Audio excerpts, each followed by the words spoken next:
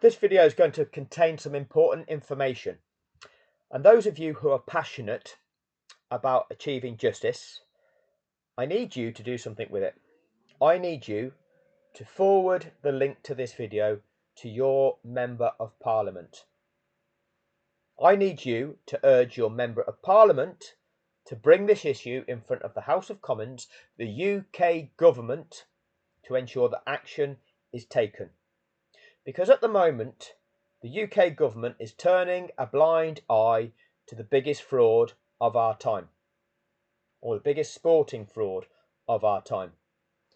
That demonstrates that governments are corrupt.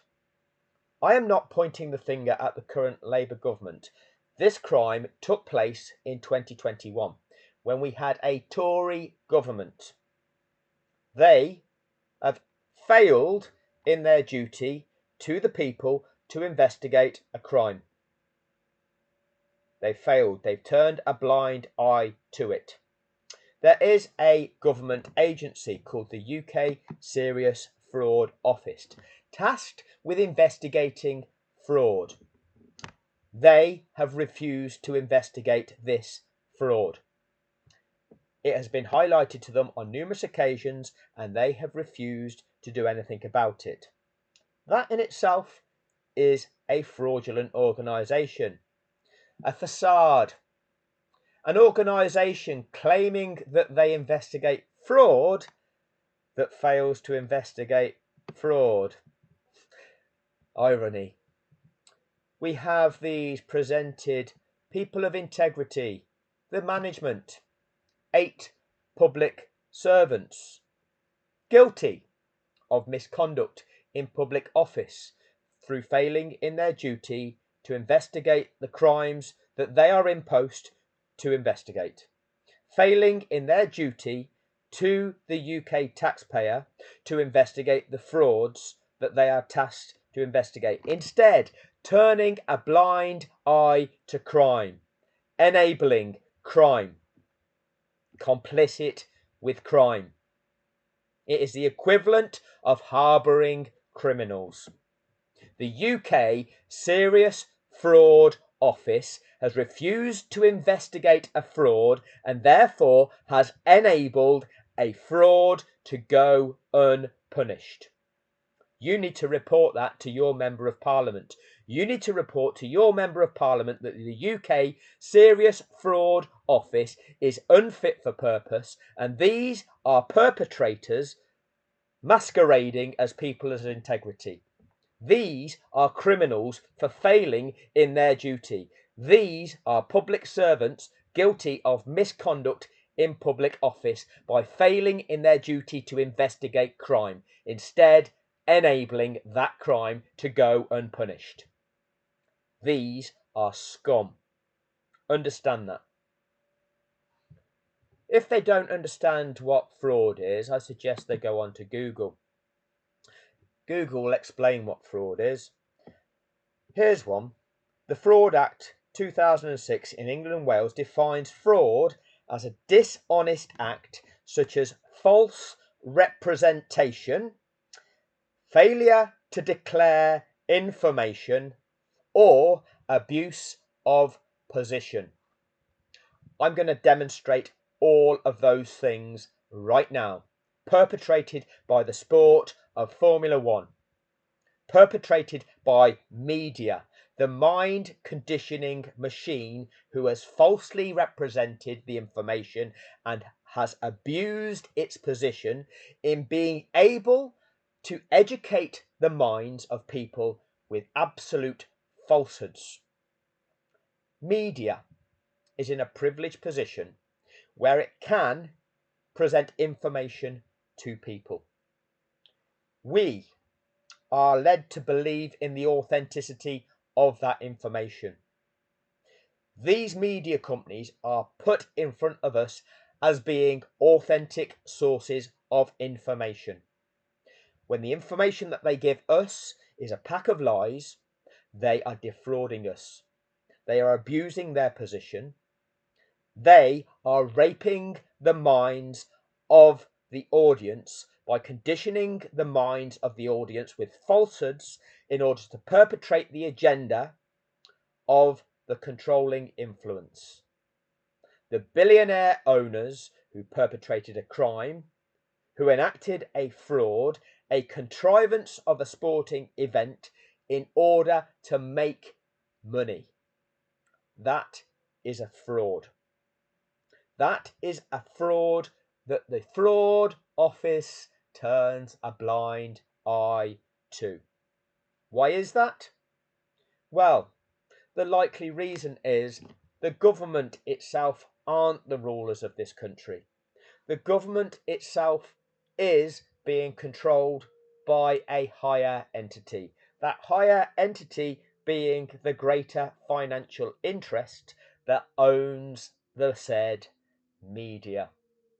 They own the mind conditioning machine that tells everybody the information that it should believe, that we should believe this information that's owned by the billionaires and being told to us by the billionaires. Those same billionaires lobby and influence the government to make decisions that benefit the billionaire rather than the people. Those same financial controlling interests that benefit when Kwasi Kwarteng defrauded the British population when he was Chancellor of the Exchequer.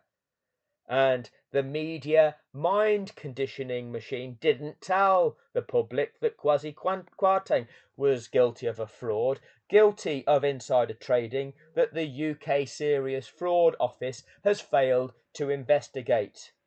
But those greater financial controlling interests, they did rather well out of it. It's a facade, this UK Serious Fraud Office. They're criminals. Report them to your Member of Parliament. All that it will prove, if government fails to do anything about this, it will prove exactly how corrupt government truly is. Whether that be the Tory government, whether that be the Labour government, it doesn't really matter. They're all puppets.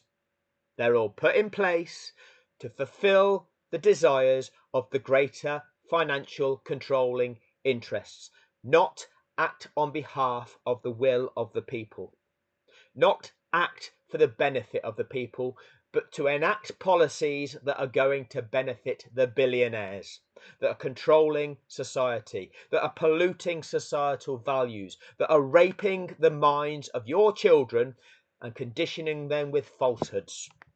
This is how disgusting this ownership model of our country now is. It is filthy. I'm going to evidence the fraud. You're going to get that evidence right now. So, Abu Dhabi 2021, the biggest global fraud of our time. Before I take you through the mind conditioning media representation of what took place, the lies, the filth, I'm going to briefly explain to you what needs to happen, what the sport of Formula One is. Formula One is cars racing each other around a track. It can be dangerous. Sometimes crashes occur. When a crash occurs, the sport itself, the governance of that sport, has a requirement to deal with that situation to make things safe, to protect the competitors, to protect the people that are there clearing the situation up, to ensure a safe environment for sport to take place. When these incidents occur, the sport has at its disposal various means by which it can deal with the situation in a safe manner. One of those situations that it can utilise to intervene in a sporting contest to deal with a safety concern is by deploying something called the safety car. Cars are lapping around the track, racing one another, and if a car crashes on track, the governing body of the sport can choose to deploy, put out onto track the safety car, for which the cars then, when they arrive at that safety car, or the car that's behind the safety car, or the car that's behind that, they have to slow down, travel at the speed that that safety car is travelling at. They all end up bunching up one behind the other, And what it does, it slows everything down, making things safer because of the slower speeds. And as everybody bunches up, it creates a window of opportunity for people to be on track, working to make that track safe, whilst the cars are being led around the track at a safe speed. Now, by deploying the safety car, it stops the race, essentially. They're still moving, but they're not allowed to race each other. It neutralizes the race. If you were 20 seconds ahead of the competitor that was the one behind you, it's now allowed to catch you. It has wiped out all of the advantage that you had built up over that car. Seems strange, doesn't it? If you're new to the sport, it seems unfair that this is one of the regulations of that sport. In a motor race, if an incident takes place whereby they choose to deploy the safety car to deal with the incident, the regulation, as dictated by the safety car regulations, is, and I'll read it to you, because these regulations are the sports regulations, the set of instructions that apply when the race is intervened in with that safety car. It tells you about, well, the safety car will be driven by somebody, it'll have these lights on, it'll do this before the race, blah, blah, blah. Now, the safety car will join the track with its orange lights illuminated and so on. Okay. We get to 48 point, where are we? 10. Except under 48.12 below. The safety car shall be used at least until the leader is behind it and all remaining cars are lined up behind him. Once behind the safety car, the leader must keep within 10 car lengths of it, except under Article 48.13. So what that says is, cars are racing around the track, an incident occurs, the FIA, the governing body of the sport, decide to intervene to make things safe by deploying the safety car. If it does that, then the safety car shall be used at least until the leader is behind the safety car and all of the other competitors are lined up behind the leader. Clearly, what that means is the lead car is held by that safety car and every other competitor is lined up in a line behind that leader. What that produces is a stream of cars, first, second, third, fourth, fifth, sixth, seventh, eighth, all the way down to the last running competitor, all in a line, all having had their previously built up advantages wiped out. It applies uniformly to all competitors. What had taken place in that race gets neutralized. That is what happens when you have to intervene in a motor race by deploying that safety car. It is wiped out. All that has taken place. If you've overtaken cars, then you get to keep those positions, but the time gaps between the competitors all get wiped out. If in that motor race, some of the leader cars and some of the cars that are towards the front of the race are that fast that they've managed to go around the track and be catching some of the slower cars and passing those slower cars, then you need to perform the next regulation in this list. What that regulation achieves is what I've just read out, 48.10. What it achieves is the restoration of this sporting fairness to all competitors, the restoration of this race order, first down to the last running competitor in the correct race order with all of the previously built up advantages wiped out. That regulation was 48.12 in that 2012 season. It's written like this: if the clerk of the course considers it safe to do so. So that means once the track is declared safe, once the incident has been cleared up and the track is declared safe, and the message "lapped cars may now overtake" has been sent to all competitors via the official messaging system, which means all competitors need to be notified that we are going to carry out this procedure. There is a reason why they all need to be notified. The cars that are staying there on the lead lap, they need to know that this procedure is going to be enacted, because what you see when this safety car is deployed is the cars are slowed down and they will be weaving along the track in order, we are told, to keep temperature in the tyres. When this procedure is enacted, they are to stop weaving so that they don't create a hazard to the cars that are allowed to pass them. So all competitors, the cars that are instructed to pass, along with the cars that won't be passing, but I've got to stay on the racing line because they need to enable the others to pass, all need to be notified. That's all that bit means. Any cars that have been lapped by the leader will be required to pass the cars on the lead lap and the safety car. So if you have been lapped by the leader and anybody else, you are required to pass the safety car once the track has been made safe. You will be instructed to do this. This will only apply to cars that meet the qualifying criteria. The qualifying criteria is listed there. In Abu Dhabi 2021, all of those cars, there were 8 of them that had been lapped, met the qualifying criteria to be released for this procedure. The procedure is, having overtaken the cars on the lead lap and the safety car, these cars should then proceed around the track at an appropriate speed without overtaking and make every effort to take a position at the back of the line of cars behind the safety car.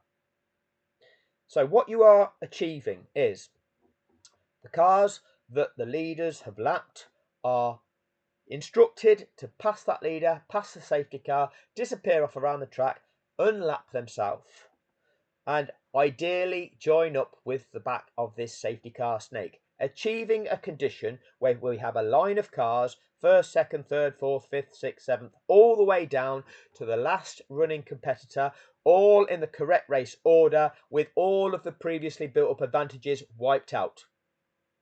That is what is produced when the safety car is used to intervene in a race to create a safe environment. That is what that regulation is.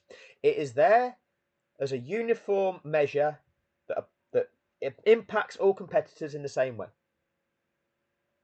Now, why are there 2 versions? Well, these 2 scenarios create a skew. That skew being, and I'm going to take us to tracker view here of the Abu Dhabi Grand Prix. The race is being led by Lewis Hamilton, which is this dot here on the track. I'm trying to wave my cursor around. That's just heading down towards turn 9. The leader of the race is here. Second place in the race is a blue dot of Max Verstappen, who's back here. In between the leader and second place are some other dots. This one represents Lando Norris, the orange dot. Okay, Lando Norris is in 8th position, indicating if the leader is here and this dot here is here, the leader has overtaken the car that is in 8th position in that race, which would say that he's also overtaken 9th, 10th, 11th, 12th as well. That's what he would have had to do to be able to get up to being able to overtake 8th. 8th position is still in a race himself with 7th position, who is here, this grey dot with GAS above him, Pierre Gasly. So this orange dot is trying to catch and ideally pass the grey dot. The leader, being that much faster, has lapped some of these cars.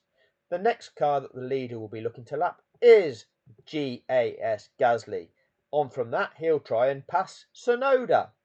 That's the way it works. If the safety car is now deployed, the safety car will come out onto track and ultimately hold up Lewis Hamilton, meaning Lando Norris, the orange dot in 8th position, will be held back behind Lewis Hamilton. All the other cars will catch here and they'll all bunch up. This car here, the grey dot, GAS, currently in 7th position, 1 position ahead of Norris, he will disappear off around the track and ultimately catch the end of this safety car snake. So the intervention of the safety car has caused a skew of competition. It has caused, from being in a position where he is less than 12 seconds behind being able to contest for 7th position, Lando Norris being held back behind this leader due to the safety car, is now left almost a lap behind this competitor, Pierre Gasly, who has made it around here and joined the end of this snake. This will unfold in front of your eyes as I go through this, and the fake commentary and the disinformation we are all being fed whilst this takes place. Okay, so that regulation is enacted 48.12. Once it is safe, the cars that have been lapped are instructed to pass the leader in the safety car and then proceed around the track at an appropriate speed, making every effort to catch the back of the pack, so that these cars will all be bunched up in the correct race order, first, second, third, fourth, fifth, down to the last running competitor, with all of those gaps wiped out. A snake of cars, one behind the other, all of the previously built up advantages wiped out. Not one car and the other cars behind it left a lap behind the car that they were previously able to challenge in that race. That is the purpose of that regulation, to restore sporting fairness to every single competitor in that event. Because the deployment of the safety car produces that skew. Hence, the regulation is there to restore that condition, achieve the condition that is dictated by 48.10. That is the truth. You will have never heard that truth conveyed by any form of media. That has never been informed to the watching public by any form of media. The mind conditioning machine, being media, has lied to the population about the purpose of that regulation. It has done so as its role in the perpetration of this fraud. People are defrauded by the lack of accurate information, purposefully being perpetrated by that media. Every single form of privately owned media has complied with that narrative. Even the BBC has complied with that fraudulent narrative. That is how disgusting this actually is. Understand that. So, having explained to you what the true regulation is, as demonstrated in the FIA's sporting regulations, they claim that they've made amendments to this. They haven't. It's still enacted in exactly the same way to achieve exactly the same purpose. They'll claim legally they've changed a word and it now means something different. It's a complete lie. It's a complete contrivance. It's a facade. We're all being lied to. I've made countless videos evidencing it. Countless videos evidence exactly what took place beforehand, exactly what has taken place afterwards. This is the only anomaly where they contrived the outcome. They contrived the outcome by presenting it as the race director being under pressure and getting confused and making a mistake. Before he makes that mistake, our minds are conditioned by lies, by media presenting falsehoods. Let's just remind ourselves of what fraud is. The Fraud Act of 2006 in England and Wales defines fraud as a dishonest act, such as false representation, failure to declare information, or abuse of position. I'm going to take you through now. False representation, failure to declare information, and abuse of position. This is Sky Sports. Sky Sports of the UK. The UK Serious Fraud Office. Yeah, you're in charge of holding people like that to account. You're in charge of investigating fraud that UK organisations perpetrate. Isn't Formula One a UK registered company? Isn't F1 TV a UK registered company? Is Sky Sports F1 a UK registered company? Are 7 of the 10 Formula One teams registered as UK registered companies, all under the jurisdiction of the UK Serious Fraud Office, that the UK turns a blind eye to the fraud? Let's have a look at the fraud. The fraud of false representation, failure to declare information, and abuse of position. So let's go through it. This is the Abu Dhabi track. Now, the blue dot where I'm waving my cursor at turn 14 is a car that crashes. The crash is highly suspicious. At the beginning of this lap, this driver's race engineer tells him it has to be this lap, which is rather strange. This driver goes around this turn in 3rd gear, where on the previous 5 laps at least he's gone round there in 4th gear. He selects a lower gear and dumps his foot on the accelerator. Anybody that drives a car knows that if you select a lower gear and dump the accelerator, you're likely to cause a wheel spin. That's the action that is likely to produce a wheel spin. In a rear-wheel drive car, that's going to kick the back end of your car out. That's what Nicholas Latifi does, puts his car into the wall. But let's not worry about whether it is an organic crash or whether it's a contrived crash. We don't need to prove that. We don't need to prove that because what is proven is the conduct afterwards. So we're going to take a listen and I'm going to take you through the lies, the misrepresentation of information.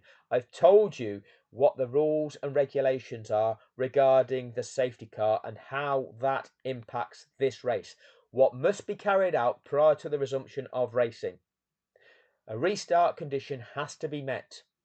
Sporting fairness has to be restored to all competitors prior to the resumption of racing. That is a mandatory requirement of the sport written in the regulations of that sport. All competitors matter. You cannot separate out 1, 2, 3 competitors in that race and set them off to resume racing, ignoring how the other competitors are impacted. This is all underpinned by the FIA, the governing body's own international sporting code that all of these teams, all of these competitors have signed up to. Signed up, agreeing to adhere to those standards. Yet none of them have. All of them turned a blind eye to it. All of them were complicit with what you are now about to see. So, what we see here is Nicholas Latifi is about to crash. The blue dot is about to become stationary. What regulation changes? Wow, that feels like a long time ago. The blue dot has become stationary. He has now crashed. He's hit the barrier. I'm going to take you to data view. Yes, Mercedes has. And when we look here, it's just showing a yellow flag, which indicates that the marshals are waving yellow flags to define that there is an incident that's taking place that needs to be addressed. It's a safety concern. We're waving a yellow flag to say that there's a hazard here.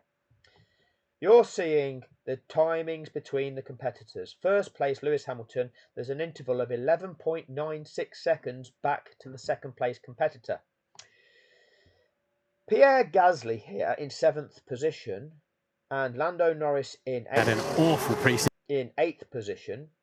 The gap between Gasly and Norris is 11.15 seconds. So Norris is only 11.15 seconds behind Gasly. Verstappen in second is 11.9 seconds behind the leader. Okay? All these gaps are going to be wiped out. So, Let's go back to tracker view. An awful. This is Norris. He is 11.15 seconds behind Gasly. This is the blue dot of Verstappen. He's 11.9 seconds behind the leader. What's going to happen now? We've seen this blue dot become stationary. Let's play it through. Pre-season test, didn't they? We thought they would be in terrible trouble come the first race. Oh no! Nicholas Latifi has crashed, and Oh no! Nicholas Latifi has crashed. I think that is at turn 14, That'll where be a we full saw safety car. And that will be a full safety car. Now, in a Formula One Grand Prix, when a safety car is deployed to deal with a safety incident, a car crashing out on the track, okay, and the race is at a point where the leaders have started lapping some of the back markers, on average, it takes 5.5 laps before racing can resume. In order to sort the situation out, make the track safe, remove the obstacles, remove the debris, perform this procedure to achieve the valid restart conditions, on average, 5.5 laps of racing are wiped out of that race before racing can resume. Now, when we rewind this, and let's just go back to,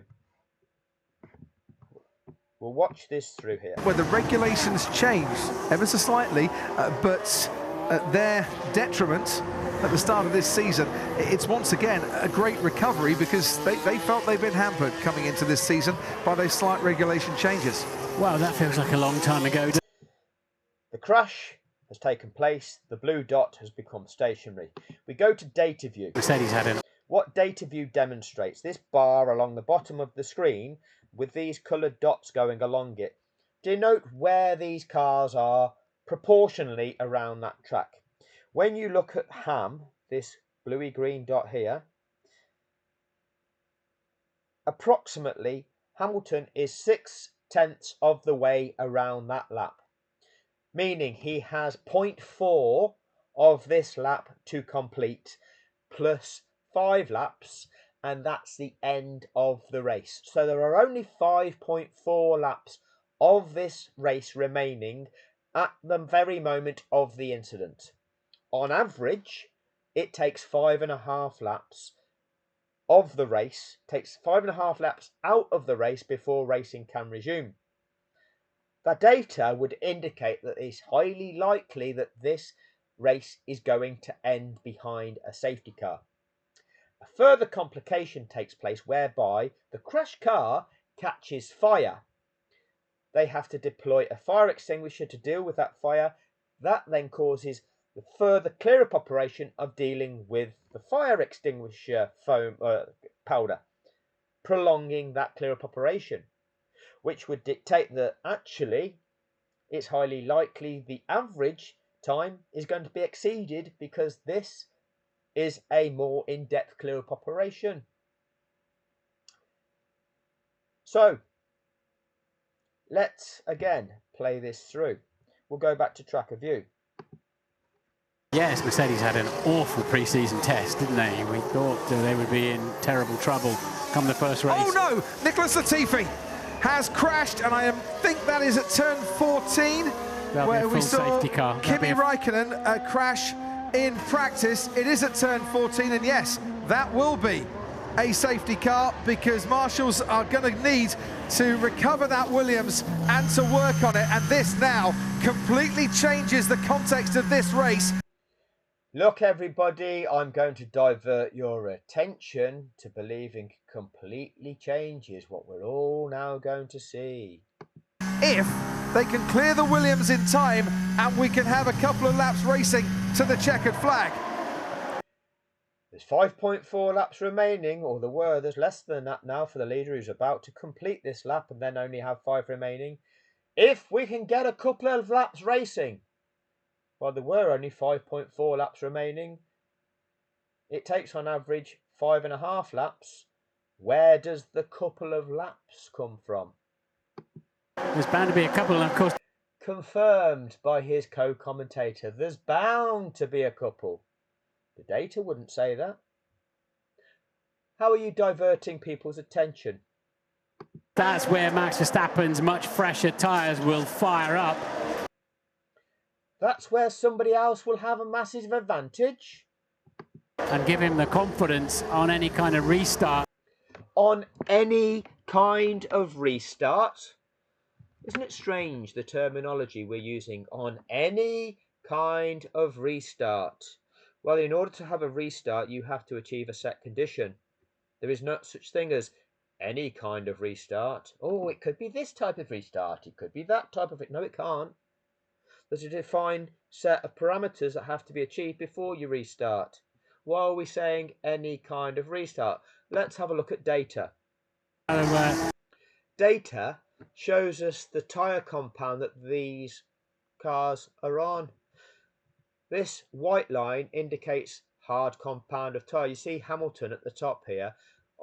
Yellow line, when he was on the medium yellow compound of tyre, changed onto the white line, the hard compound of tyre, and that indicates how long he's been on there. Max Verstappen started on the soft compound of tyre, the red, then he changed onto the hard, and then he changed again onto another set of hard. So they're both on the same compound of tyre. Martin Brundle, the expert of the sport, oh, this is where it all changes, and this is where Max's much fresher tyres will fire up on any kind of restart. Well, they're the same compound of tyre. They've got the same characteristics. It's the same, chemically the same material. Why are you saying that chemically the same material is going to fire up faster than the other material? On any kind of restart. Depends how there will be, I'm pretty sure on lap 52, obviously because of the slow pace with 5 to go, that it's not lap 52, it's now lap 54. Lewis Hamilton's on. Stop trying to skew people's minds and condition them with falsehoods. Disorientate people. Lewis Hamilton is now on lap 54 of this race. He's got this plus now 4 laps. They'll probably have a lap or two. Again, that's the third time Crofty said a couple of laps. There's bound to be a couple, says Brundle. He once again affirms they'll probably have a lap or two racing. The statistics would indicate this is highly likely to be a safety car finish. What is the mind conditioning machine conditioning people to expect? As long as they get it, if they get a vehicle on there and get that out of the way. And coming into the pits, Max Verstappen. Hamilton stays out. Verstappen coming into the pits, and I would imagine there's a set of soft tyres waiting for him to go onto that Red Bull car. Yes, it is. What you're getting now is the playing out of the drama. I cannot show you what the construct that was shown the world, because they will utilize the notion of copyright and block the video. They will block me showing you the images that they showed the world. They will block me from showing you clearly what they conditioned our minds with the flashing images. But they will cut from flashing image to divert our attention, to condition our minds as to what they want us to believe is important here. The reality is, if a race doesn't resume, it doesn't matter whether you are on the soft compound of tyre, the medium compound of tyre, or the hard compound of tyre, because you can't race. All you can do is follow the car that is in front of you. The compound of tyre and the advantage it may or may not give you only becomes active if racing happens, because if all you can do is follow the leader and that race ends in non-racing conditions, you can't overtake. So tyre compound is irrelevant. But they cut to the pits. They tell us that Max has now got onto this fast compound of tyre. They also at some stage cut to the pits, showing Mercedes disappointment that they can't change onto a faster compound of tyre. The compound of tyre that they show that Mercedes have selected is the medium compound of tyre. What a facade that is. If you're only going to race over one lap, why would you put on the middle compound of tyre rather than the fastest one? All a facade. Nobody picks up on it. We'll carry on. But F1 TV, the creators of the different images that they select to show to us, they also select the audio for us to hear. These communications that you hear between the team and the driver, they hear them, they listen to them, and then they decide whether they're going to broadcast those to the world. So they broadcast this. 5-pound box. Negative. Right, so if there is a restart. So they broadcast the dynamics that they want people to be entertained by. Verstappen now has fresh soft tyres. Lewis has heavily used hard compound tyres. They will let any lap runners through. They will let any lapped runners through. After this fraud took place, there was a facade of supposed legal appeal. The disadvantaged team, Mercedes, put on a facade of appealing to the stewards of this event to overturn the end result, which can be done. In that appeal, Mercedes were appealing to the governing body of the sport that the governing body broke its rules. Rather than compare what took place with the rules of the sport, the governing body, its stewards, invited Red Bull into that appeal to ask Red Bull what they thought. Red Bull were allowed to present a different interpretation of the rules that had never been heard before. That the stewards went, yes, we agree with Red Bull. One of the supposed arguments, interpretations put forward by Red Bull were that in the wording of the regulation, the word any doesn't mean all. Martin Brundle has just used the word any. They will let any lap runners through. I don't think I've heard that before from Martin Brundle prior to this event. Verstappen now has fresh soft tyres. Lewis has heavily used hard compound tyres. They will let any lap runners through on the safety car restart. On the safety car restart. And he will presumably end up, well, they had nothing to lose. Once again, Red Bull had nothing to lose here. We get conditioned with this narrative. Red Bull had nothing to lose. In the aftermath, Red Bull played some clever cards. Oh, it was just the roll of the dice, the luck of the draw. They have nothing to lose. Hamilton is a long way clear as Perez also pits, as we can see, and there's quite a few coming into the pits. Hamilton's a long way clear on the track, but I rather get the feeling by the time he comes around to the main straight, he's not going to be able to pit and stay ahead of Max Verstappen. That chance wasn't there or has gone by for Mercedes. Verstappen tucked up behind Sebastian Vettel in the Aston Martin there. But he won't be on the restart. But he won't be on the restart. We're not talking about the data. We're not talking about the fact that the incident took place with only 5.4 laps of this event remaining, and that on average it takes 5.5 laps of racing out of the race before racing can resume. Nicholas Latifi's brake is catching fire. That front wheel area of his car is catching fire, causing a fire extinguisher to be deployed, prolonging this clear-up operation. It's highly likely this is going to end up with a safety car finish. The mind conditioners aren't talking about that, are they? If this is a safety car finish, a British driver will set a new record in the history of this sport. He will become a record-breaking 8-time world champion, surpassing the all-time record held by Michael Schumacher. That is a significant event. There is no mention of that. Strange, isn't it? That's unbelievable. Wow. So look, we're on lap 54 of 58. It's unbelievable. Once again, chosen by F1 TV, interjecting, setting the narrative. creating the script that they want people to believe and buy into. Here, they've got to clear that debris away, and the fire extinguishers have obviously gone off because the brakes, I'm sure, were getting very, very hot. So they're reporting the fire extinguisher now. But they've also got to let the lapped cars unlap themselves. Just at the back of my mind. So they are now revealing what needs to take place. They've got to let the lapped cars unlap themselves. As I've explained, the regulations dictate that that needs to happen. And I wonder if we're going to get any racing laps in this race. Wait and see.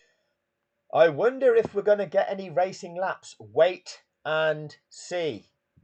Now, where is the talk about this could be a safety car finish? Ladies and gentlemen, you could be watching history being made here.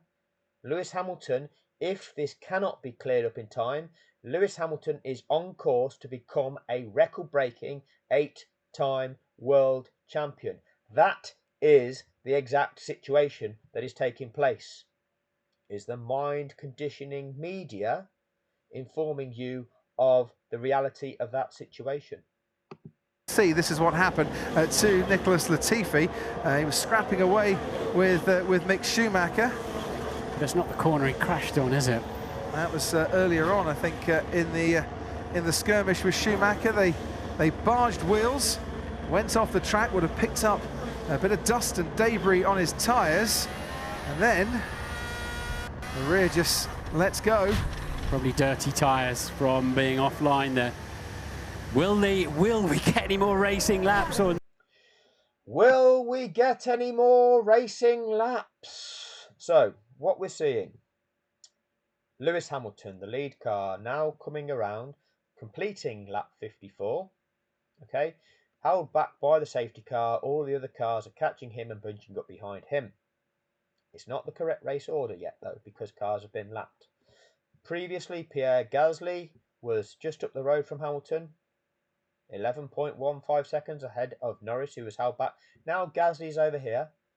Okay, can't go at much faster speed because they've all had to slow down to a specific speed initially, okay, until they can exceed that and then begin catching at a faster rate. Tsunoda, who was ahead of Gasly, he's gone into the pits and changed his tyres. This is the sort of thing that plays out in these events. no? What jeopardy at the end of this Grand Prix, the end of this World Championship. Will there be any more racing laps? If there are, then Verstappen has got. What drama, everybody, that we are employed to narrate. What is the data? What is the statistics? What is the real likelihood of seeing a resumption to racing? Show us the state of the track. Show us the clear-up operation. Give us an indication of the likelihood of a valid resumption to racing. Give us an example. Give us an indication of the timescale, the likely timescale, and whether it's possible to enact the requirements of the regulations in order to achieve this condition that needs to be achieved in order to get racing again. Enable us to determine whether we're likely to see a resumption of racing or the event end as a safety car finish and therefore Lewis Hamilton become a record-breaking 8-time world champion. We don't get that. That information is controlled by F1 TV, showing us the images. That is confirmed. That is the disorientation that is contributed. So it's what's the word I'm looking for? It's added to, isn't it? Sky Sports, they feed in with the narrative, with the commentary of Martin Brundle and David Croft, all adding to the facade, affirming it. The tyres to really. The tyres narrative. Do something with them. Will they let the lap runners through? You heard it there. Data view. They always. Lap 55. 55, 56, 57, 58. Martin Brundle. Well, The presented expert of the sport asks the question, will they perform this regulation? Will they let the lapped runners through? It's a mandatory regulation that has to be performed to achieve the condition for a restart. And Martin Brundle, the expert of the sport, the driver in the sport for 10 years, the presented expert for at least 28 years at that stage, asks the question, suggests the notion of, will they carry out this regulation? It has to be. Why are you asking whether or not they'll do it, Martin? Then Verstappen has got the tyres to really do something with them. Will they let the lap runners through? Why are you asking the question? You will soon see, once these are all bunched up, where Norris is left relative to Gasly. Where, at that stage, third place, the Red Bull car mysteriously retires. We'll come to that. Where, at that stage, Norris is promoted to 7th. Gasly will be in 6th at that stage. Where 7th is left relative to 6th. And Martin Brundle is asking, oh, will they release the lapped cars? You have to. Those regulations that I read out close to the start of this video, they're not optional. No part of them says optional. No part of them says, oh, on a wet day, you do this. On a dry day, you do that. In a certain country, you do this. In another country, you do that. On a long track, you do this. On a short track, you do that. No, none of that. It's a uniform regulation that you apply in these circumstances. What is the mind conditioning media diverting your attention to? Well, they always do let the lap runners through, and in between Hamilton and Verstappen, Norris, Alonso, Ocon, Leclerc and Vettel. So his co-commentator affirms that yes, they always do carry out this procedure, but then lists just 5 of the 8 cars that need to perform this procedure. He only lists the 5 of the 8 that are in between Hamilton and Verstappen. Now, again, we can look at it this way. You can look at the fact that Lewis Hamilton is here. The car on track behind him is Lando Norris, which means that Lando Norris, Alonso, Ocon, Leclerc and Vettel, the 5 cars that Crofty has just listed, have been lapped, as have Daniel Ricciardo, Lance Stroll and Mick Schumacher. Because if Hamilton has passed 8th position, well, to get to 8th, he must have started by first lapping 15th, and then 14th, then 13th, then 12th, then 11th, then 10th, then 9th, and then he's passed 8th.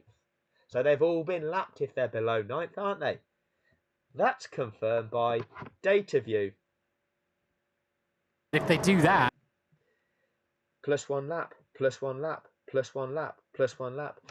The following day after this fraud, Martin Brundle is put in front of the world to tell people, you know what? It's not even easy to identify who the lapped cars are. The lying mind conditioning machine to validate the fraud. Yes, if they do that. Let's go back to Track of View. but if they do that, it extends the safety car period. Look at him. But if they do that, it extends the safety car. There is no extension of the safety car period. There is a mandatory procedure that must be carried out. The mandatory procedure is that the cars that are eligible to do so must be informed, must be instructed to pass the leader in the safety car, and then they must make every effort to catch the back of the pack. The safety car remains out on track for 1 lap beyond the lap that they are released on, to give those the opportunity of catching the back of the pack. That is the minimum requirement. That's the minimum procedure that must take place prior to the resumption of racing, designed to achieve the condition I've explained about the competitors being nose to tail in the correct race order with all the previously built up advantages wiped out between all competitors, restoring sporting fairness to all competitors. Martin Brundle is saying, yes, but if they do that, it extends the safety car period. This is the sports expert lying, conditioning minds with falsehoods.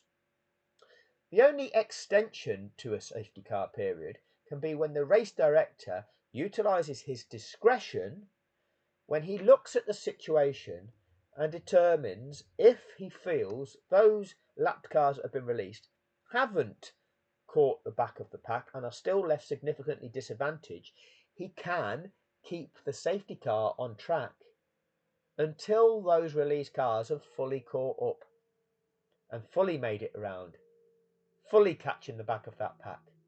So yes, the safety car can stay out on track beyond that mandatory lap. That would be an extension. But just releasing them, performing the mandatory procedure, is in no way an extension of a safety car procedure. A complete falsehood by this so-called presented expert of the sport. The man that has been in that position for at least 28 years as that paid presented expert, now lying to the global audience about this procedure and its purpose. But that's what they always do, take the lap runners out of the way so they're not interfering in play. Look at the explanation given by his co-commentator, David Croft, the man again in position for at least 10 years as the contracted, paid, presented expert commentator of this sport. That's what they always do. Take the lapped runners out of the way so they're not interfering in play. Have I mentioned that as being the reason for this procedure? I've not mentioned that because it's not the reason. I'm not the mind conditioning liar. Lando Norris here was in a race. He was trying to catch Pierre Gasly. Pierre Gasly now is down here at turn 9. Lando Norris can't be there. He's been held back. That's not fair. It's not about getting Lando Norris out of the way. It's about restoring sporting fairness to Lando Norris after his race has been impacted due to the intervention of a safety car. It has skewed the outcomes for different competitors in different ways. This procedure is a requirement so that those different skews don't stand. It restores sporting fairness to all competitors. It resets that condition for all competitors. That is the purpose. The media mind conditioning machine is lying. That's a fraud. That's a misrepresentation of information. That's an abuse. What's the situation behind So, situation is, Verstappen has pitted. He had a free pit stop. Message selected by F1 TV to condition minds to think about the situation a certain way. We would have lost track position to him. 4 laps remaining when you cross the line. So this message took place before Lewis passed this checkered flag. Lewis has got 3 and a bit laps remaining at the moment, but they're playing this. And we're hearing 4 laps remaining. Again, disorientating, isn't it? So this field has to bunch, and then they have to send lap cars through. So it may not restart. Even the nature of the Mercedes message doesn't make the situation clear. Very much sounds like they are reading from a script and complicit with what is going to take place. Their appeal was a facade. Their team principal didn't attend that. Instead, they took into that appeal a supposed barrister, a supposed legal expert appealing to a second-hand Honda car salesman, a man who had a conflict of interest. Oh, let's not talk about that. Let's not talk about that aspect of fraud. Is he right behind me? He will be once they've sorted out all the order. This is going to take a while to sort out. There might be one. Again, the nature of these communications, you can clearly articulate to the people what needs to take place. That's rather ambiguous. New tyres. Copy, Lewis. We would have lost track position if we had pitted. And that was the big key here. Mercedes, for the second time. No, that's not the big key here. Okay, the big key here is it possible to resume racing or not? Is this incident going to be cleared up in time? Is the time to carry out this procedure? If there is, we might see some racing. If there's not, those tyres are irrelevant. Show us what's going on at the incident site. Give us an indication of whether or not this can be cleared up in time, whether the track can be declared safe to then enact this procedure. They don't do that. Keeping Lewis Hamilton out whilst Max Verstappen pitted. Red Bull had nothing to lose. Hamilton. Red Bull had nothing to lose again. You'll keep hearing that. Potentially losing track position, and in this case, if we don't go racing again because you can't overtake under the safety car, he would. If we can't go racing again because you can't overtake under the safety car, as we stand, what's going to happen? If we can't go racing again and you can't overtake under the safety car, what's going to happen? Lewis Hamilton's going to win the race and he's going to become a record-breaking 8-time world champion. You're going to witness history. What does David Croft say? Would have lost the world championship. Is there a bit?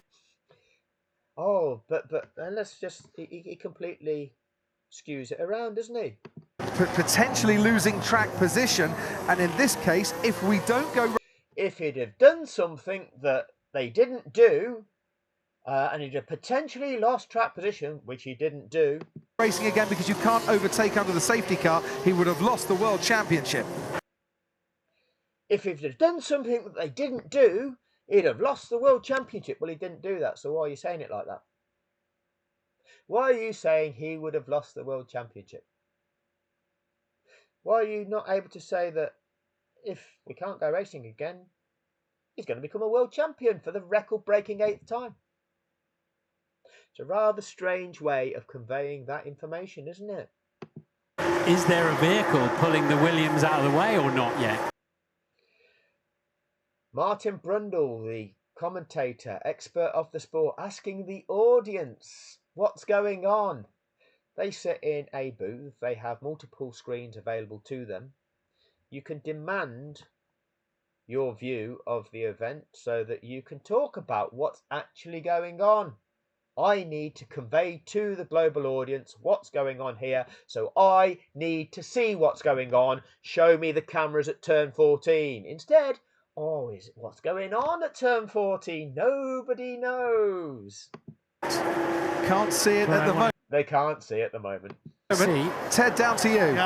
Oh, we cut to the pit. What's going on? Oh, keep disorientated. Cut here, cut there. Flashing image here, flashing image there. Interjected message from the team to the driver here.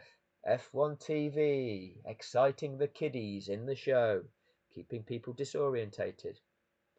No clear path of information. A load of other people pitting: Yuki Tsunoda, Pierre Gasly, Daniel The formula. Ricciardo. We've had Lance Stroll as well into the pits. I'll give you those orders as they shake out. But yeah, it was just bad luck. I mean, you saw the Mercedes mechanics just hanging. It was just bad luck. What? Around outside the pits, looking at whether they had the order to come in. But Hamilton was so close to the pit entrance that it does seem that the engineer's right there. Whatever they would have done, they would have lost track position.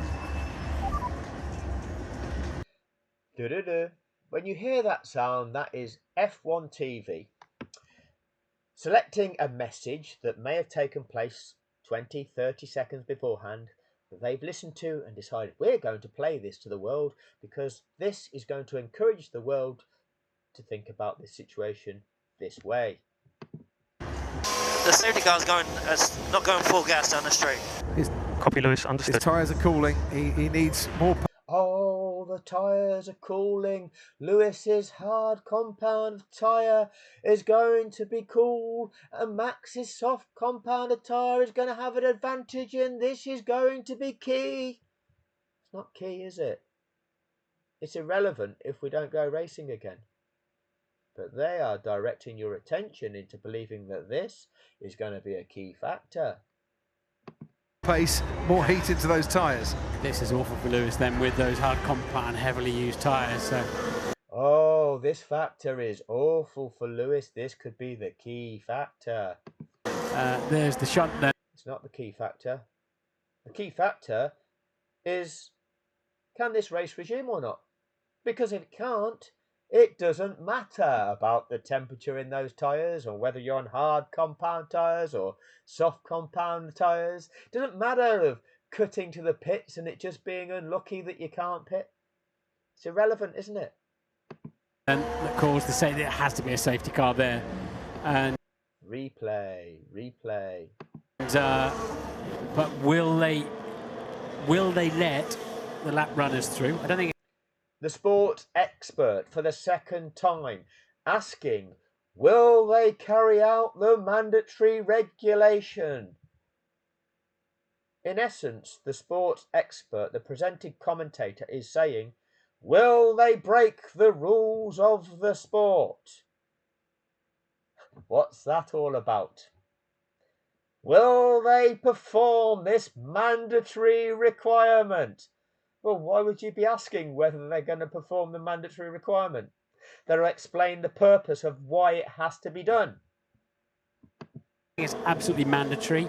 I don't think it's mandatory. Me, Martin Brundle, the expert of the sport, paid to present this to the world, doesn't think it's mandatory.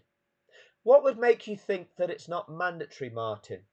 You've commentated on this sport for each of the last 10 seasons when it was reintroduced, this procedure, at the beginning of the 2012 season. You've never seen it happen where it's not been applied, and yet you're now telling the world that you don't think it's mandatory. You're telling the world that it's to get them out of the way. That's not its purpose. You're lying to the world. You're defrauding the world, aren't you, Martin? You're being paid to defraud the world, to perpetrate this crime, this contrivance. The governing body hasn't made the error yet. You're conditioning the world to believe that the governing body cannot apply this mandatory regulation. It's absolutely a mandatory regulation. You're conditioning everyone to say that they don't have to do that. The teams know that they have to do that. The teams are complicit. It's all being set up by F1 TV to disorientate everybody and get you to focus on what they want you to think as being the key factor, being the tyres that might come into play on any kind of restart. Your minds are being raped right now by Martin Brundle. How does it feel, everybody? How does it feel being raped in the mind by Martin Brundle? Say that it has to be a safety car there, and but will they let the lap runners through? I don't think it's absolutely mandatory. Will they comply with the rules of the sport? I don't think that they have to comply with the rules of the sport. Isn't that rather strange coming from the sports expert? What are you paid to do, Martin? You're performing your role in a fraud. But that's normally on a wet day. Embellishing the lie by dressing it up. I'll invent a scenario. Oh, but they don't necessarily comply with it when it's wet. Making people think, maybe, who knows? I'm not the expert, he is. He'll be able to tell you that maybe things are different on a wet day in Belgium. All a lie. Can you give me an example of the wet day in Belgium, Martin? Oh, no, you can't, can you? Because it's a lie. That they don't. And if so, how long will they wait? And if so, how long will they wait? So, firstly, the mandatory regulations, we've got the sports expert saying, will they perform that mandatory regulation? I don't think it's mandatory. And if they perform it, how long will they wait? Well, quite simply, Martin, the regulation is here. okay, which is 48.12. Once the track is declared safe and all of the drivers are given the notification that this procedure is now going to be enacted, the cars that have been lapped, that are eligible, and they all met the eligibility criteria, okay, to be released, will be instructed to pass the leader in the safety car, okay. Having overtaken the cars on the lead lap, the safety car, these cars should then proceed around the track at an appropriate speed without overtaking and make every effort to take up position at the back of the line of cars behind the safety car whilst they're overtaking. And in order to ensure that this is carried out safely, cars on the lead lap must always stay on the racing line unless deviating from it is unavoidable. Unless the clerk of the course considers the presence of the safety car still necessary, once the last lapped car has passed the leader, the safety car will return to the pits at the end of the following lap. So it means the lap upon which those lapped cars are given the instruction to release, and once that last one of them passes the leader, the safety car returns to the pits at the end of the following lap. So those released cars are given the remainder of the lap that they are released upon, and the last one passes the safety car, the remainder of that lap that occurs on, plus one more. That is the mandatory requirement. And the expert is asking how long they'll wait before they'll resume racing. Rather strange, isn't it? Rather strange that the expert is asking us how long will they wait. Let the lap runners through. I don't think it's Will they perform the mandatory regulation? absolutely mandatory. I don't think it's mandatory. But that's normally on a wet day. That's normally on a wet day. That's a lie. That they don't. That they don't perform the regulation. Now that's a complete lie. And if so, how long And if they do carry out this regulation partially, will they wait? how long will they wait? What is the expert of the sport conditioning the minds of the viewer with? Let's just get the definition of fraud here. Here we go. Fraud and the law. The Fraud Act of 2006 in England and Wales defines fraud as a dishonest act such as false representation, failure to declare information, or abuse of position. Well done, Martin. You've ticked all of those boxes. Maybe these chaps and chapesses at the UK Serious Fraud Office. No, they're corrupt as well. They're refusing to investigate that. They're all part of the club. They've got CBEs and OBEs and knighthoods as well, Martin. You're in the club. We don't investigate one another's crimes. We just cover them up, don't we? We enable those crimes. We're fraudulent too. For those lap cars to get out of the way. If they wait for those lapped, how long will they wait for those lapped cars to get out of the way? See, it's not about Lando Norris here, that's the car behind Hamilton, getting out of the way. Lando Norris, he's now all this distance behind Pierre Gasly. For them to catch the pack. He was that far behind. He was 11.15 seconds behind Gasly. Look where Gasly is now. Norris would have to go all the way around here, all the way down here and down here just to catch him. But Gasly will have fully caught the back of the pack by the time the track is declared safe, so he'll actually be almost a lap ahead of Norris. It's not about how long we're going to wait for Lando Norris to get out of the way. It's nothing to do with it. A complete false representation of the purpose of that regulation. Falsely represented by the presented expert.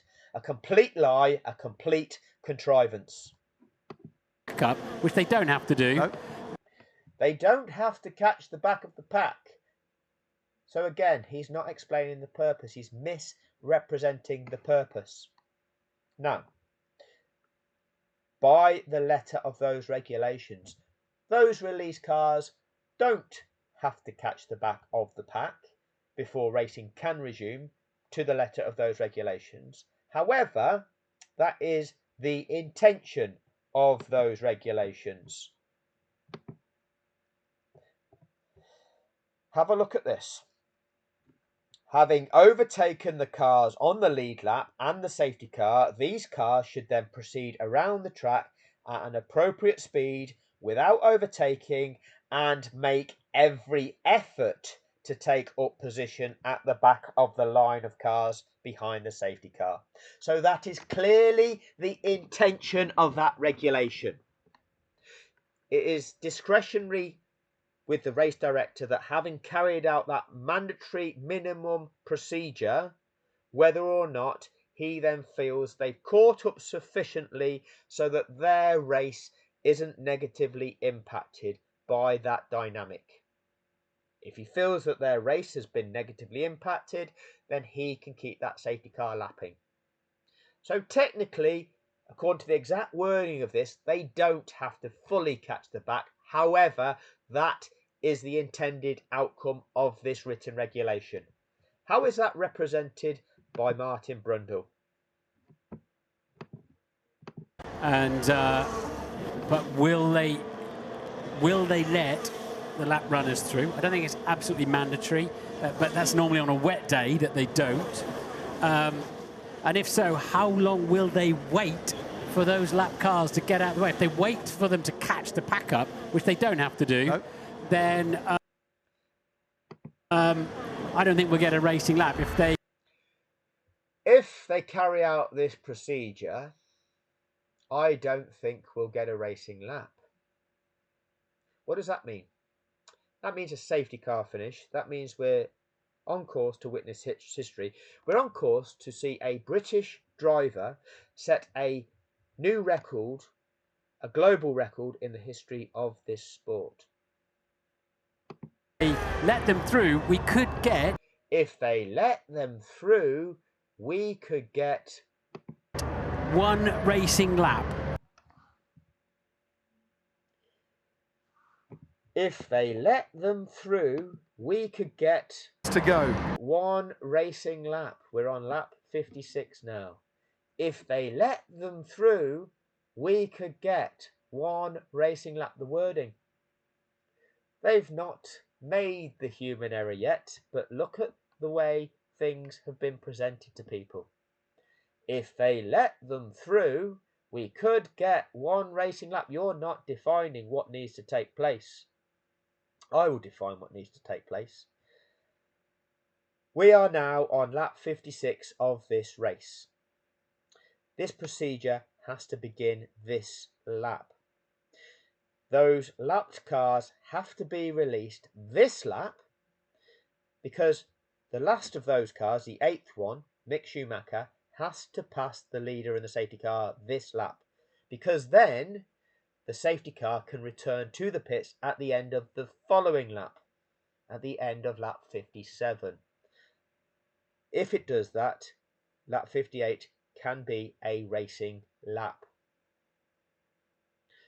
If that can be accomplished this lap, that can be a valid racing lap, but it must take place this lap.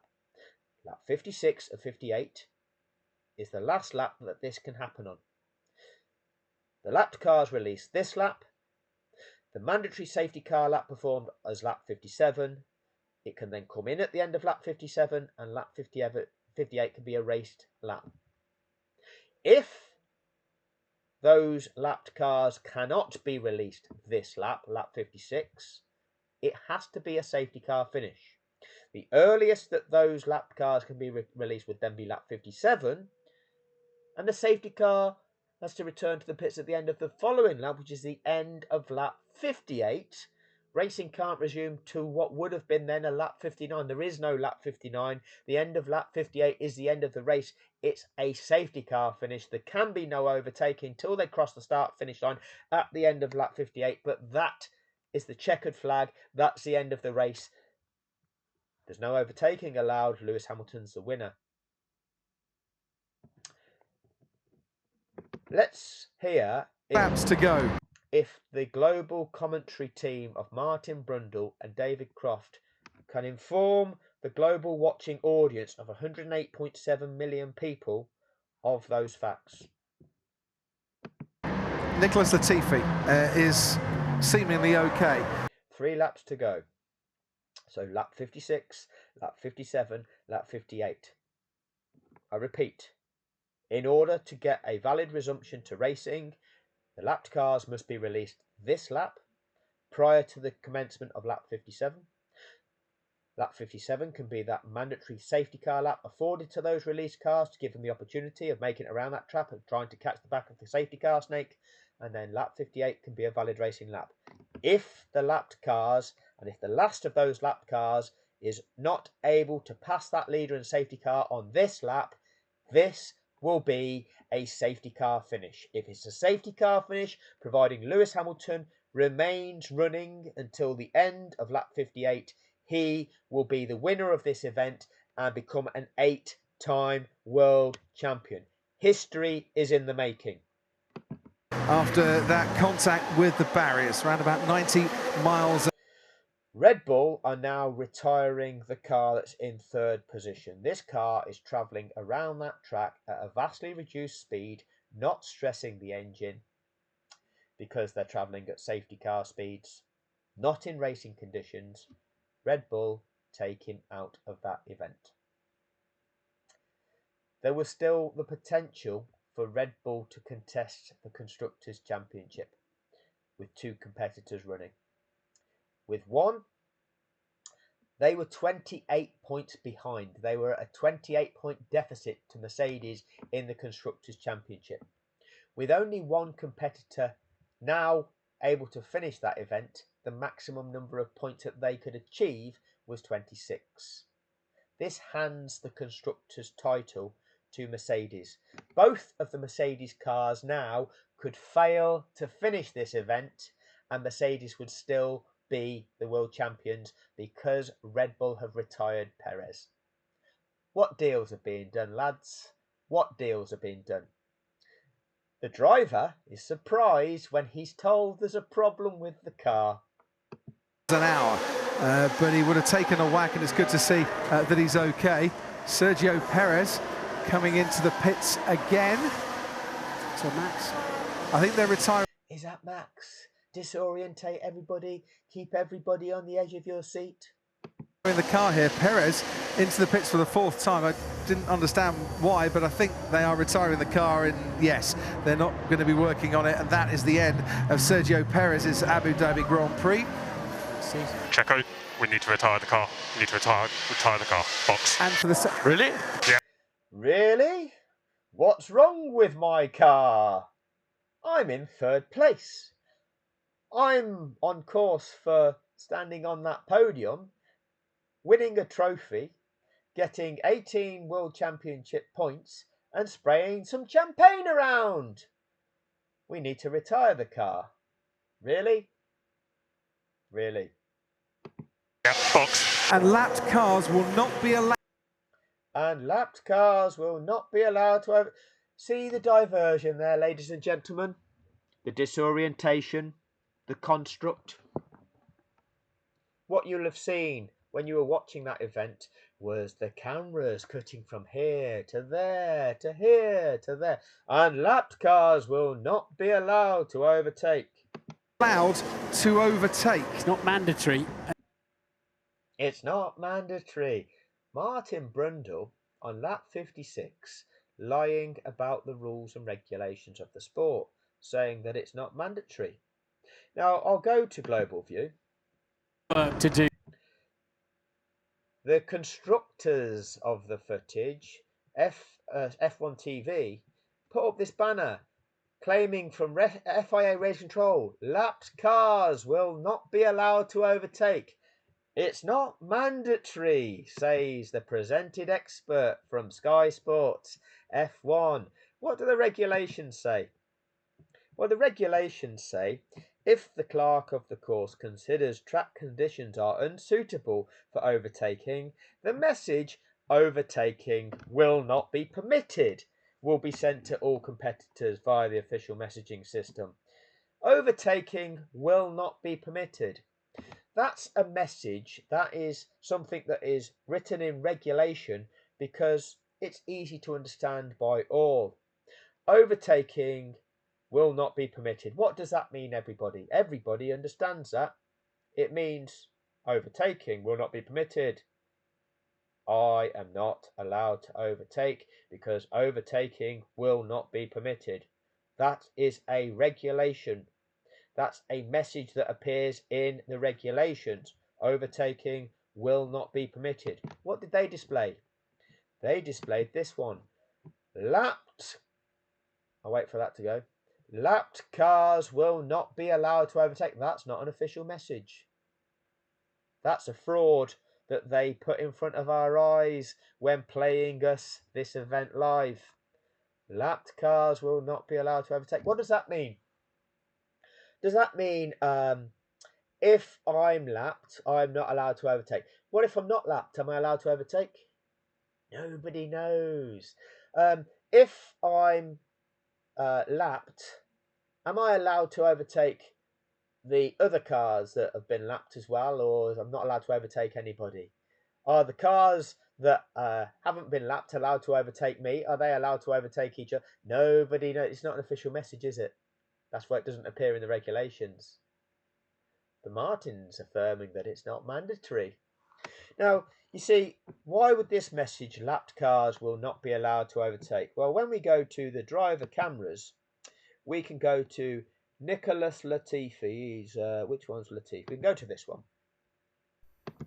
This is Nicholas Latifi's car on a crane. Okay, this is the camera from there at that moment in time. And, oh, see over there, there's the marshals on track, clearing the track. That's why it's not safe to perform this procedure yet. We're on lap 56. That lap that this procedure has to be carried out on. What's being contrived, everybody? What is being contrived? Who is in on the contrivance? Well, the broadcaster is keeping you guessing, keeping you disorientated. That's F1 TV. They're building the picture that they want you to believe as being possible. The contracted broadcaster, Sky Sports F1, they're lying about the possibilities, misrepresenting the rules and regulations of the sport and their purpose. And then we get a so-called error. We get a human error of the guy controlling the race, making a mistake. But that's not happened yet. It's not happened yet, has it?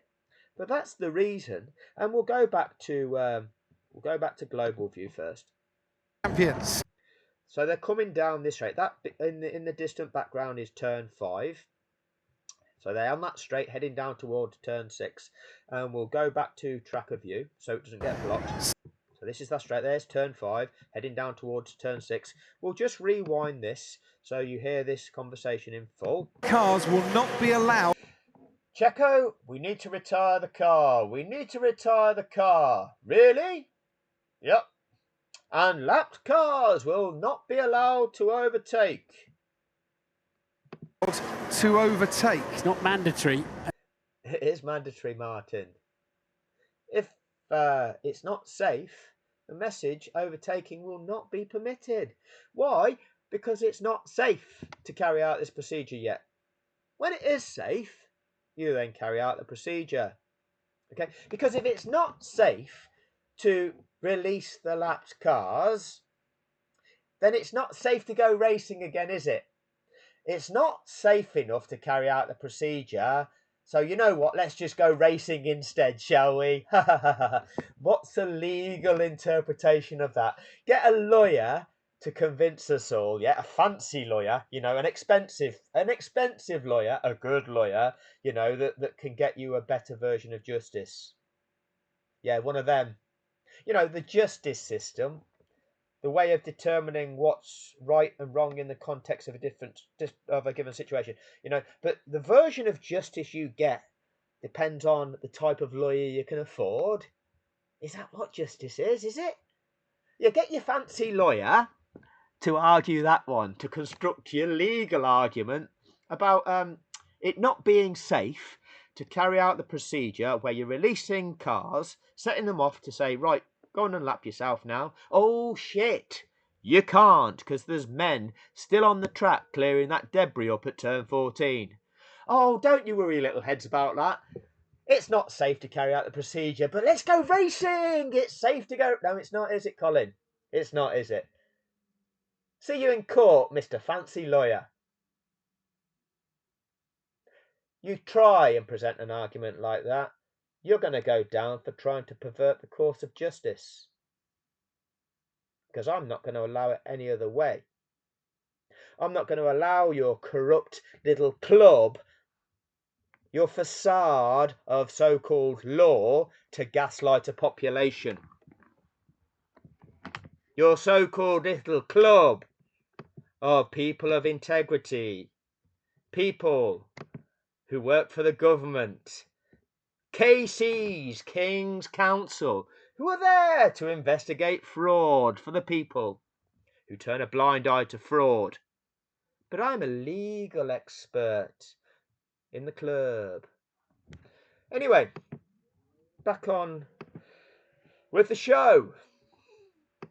And the regulations, which leaves Verstappen with a lot of work to do there. It's not mandatory in the regulations. It is. And this leaves Verstappen with a lot of work to do. So the sports expert is convincing us all that now, as a result of what's just been said, it leaves the guy in second place with a lot of work to do. No, it doesn't. It just means we can't race. He can't do anything because you can't race because it's not safe. We can't resume sport because it's not safe to resume sport. And you're saying, the expert, oh, it leaves the man in second position with now a lot of work to do. That's a complete false representation of the truth by the sports expert. The media mind conditioning machine. Raping your mind. Filling your mind with a falsehood. So Mercedes will be Constructors' champions at the end of this race as it stands at the moment, assuming that Hamilton and Bottas finish this race. A lie. They are. They began this race leading the championship by 28 points. The most amount of points that Red Bull can achieve now is 26. So even if Hamilton and Bottas retire from this race, Mercedes are now world champions as it stands right now. And yet the sports commentator is diverting your attention. Oh, Mercedes, providing Hamilton and Bottas keep running, are on course to becoming world champions. That's a misrepresentation, isn't it? Mercedes will be Constructors' champions at the end of this race as it stands at the moment, assuming that Hamilton and Bottas finish this race. The Drivers' Championship, though, is very much up for grabs. The Constructors' Championship, they're on course for that. But the Drivers is still up for grabs. Well, it's not if you can't go racing. And assuming, well, as long as Hamilton can make it to the end of this race, there can be no changes of position. Where are you getting that it's up for grabs? We are on lap 56. This mandatory procedure needs to take place this lap. What is going on? Can it be carried out this lap? If it can't be carried out this lap, then this dictates a safety car finish. What's going to happen? The lapped cars won't be allowed to overtake, which... The lapped cars won't be allowed to overtake. Now, at that moment, I showed you why they weren't being allowed to overtake. I showed you that there were marshals on track, so therefore the track couldn't be declared safe. And that is the reason why the lapped cars were not being allowed to overtake. Why are they not referring to that? Why are they not showing the global watching audience that, well, the reason that the lapped cars are not allowed to overtake, this procedure is not enacted yet, is because the operation, the incident is still being cleared. But instead, what are they saying? Which means that there are plenty of cars in between Hamilton and Verstappen for Verstappen to fight his way through. Doesn't mean that at all. It means they just continue lapping behind the safety car until such times that the track can be declared safe, and then they can begin this procedure. It doesn't mean it leaves them in a situation where the driver in second place in the race, who is 5 cars back here, the seventh dot in this row of dots, because there's first place, then there's 5 dots that the leader's lapped, but second place hasn't lapped. Okay, he has not made it past them. He's not lapped those cars. All right, but he can't. The race doesn't resume with those 5 cars in place. The reason it doesn't resume is because look at the orange dot of Norris. Look at where he is now. He was trying to challenge the car that was in front of him, which was Pierre Gasly. Where's Pierre Gasly now? Oh, Pierre Gasly's the grey dot right at the back of this safety car, Snake. That safety concern, the crashed car, has caused the orange dot to now almost lose a lap on the grey dot. That cannot be allowed to happen. We have a regulation whereby once it's now safe, once the track is cleared, we carry out a regulation where the cars that have been lapped are released. They're afforded at least a further lap of the track to try and make it around that track and catch the back of the pack, so that we create the correct race order, first down to the last remaining competitor in the correct race order, with all of those previously built up advantages wiped out between all of those competitors. A regulation designed to restore sporting fairness to all competitors. Sporting fairness, the underpinning of that sport, as dictated by the FIA International Sporting Code that all of those teams and all of those competitors have signed up to. Funny this, isn't it? And we're being lied to by the presenters, by the media. Norris, Alonso, and also Ocon and Leclerc and Sebastian Vettel. 5 drivers are listed by the commentators. There are 8 lapped cars. 8 lapped cars need to be released as a mandatory requirement of this procedure. Those commentators, for the second time, have listed the 5 competitors that were in between first and second. None of which are for position, of course. No. None of which are for position, of course. Of course, they're all for position. David Croft has just listed Lando Norris, Alonso, Ocon, Leclerc and Vettel. The expert has just said none of which are for position. Well, no, there's... actually, Perez is out of the race. So as these cars cross the start-finish line, he'll drop down the order because, he'd lapped them. So what you've got actually is Norris in 7th, Alonso in 8th, Ocon in 9th, Leclerc 10th, Vettel. They're all positions. Those positions, if you're in the top 10, achieve World Championship points. What you're seeking to achieve in this race. 6th is Gasly. 7th is trying to, for position, catch 6th. The expert is telling you none of those are for position. What's the expert really telling you? What's the expert really lying to you about? Diverting your attention, focusing your attention on one thing, a race-off between first and second, so that the World Championship goes down to the last lap of the last race of the season. You couldn't make it up, could you? Unless you made it up that way. They're obliged to get out of the way, but Lewis... They're obliged to get out of the way. Where does it say that we can resume racing and these 5 cars, none of which are for position, are obliged to get out of the way? You can't resume racing like that. You can't leave Lando Norris disadvantaged to Gasly like that. You can't leave, see this red dot further back here, 3rd place. He wants to challenge for 2nd and 1st as well. There's 2 cars in between 3rd place and 2nd place. You've not talked about Daniel Ricciardo and Lance Stroll. Okay, you've got 4th place Bottas now, and you've got 5th place Yuki Tsunoda. You can't leave a car in between 4th and 5th, because you can't deny 5th the chance of being able to have a fair crack at 4th. None of them are for position. They'll all get blue. It's all a lie, isn't it? This will be long down the road. But Lewis will be long down the road. Look at them embellishing the falsehood, embellishing a situation that's not allowed to take place. That I suppose is the compromise that race. The sports commentator surmising that he thinks that the lies that they are convincing the world with, he's assuming that these lies that they're telling us about is the compromise being made by race control. Why have you jumped to that conclusion that race control are compromising on applying the mandatory regulations that you've told us aren't mandatory?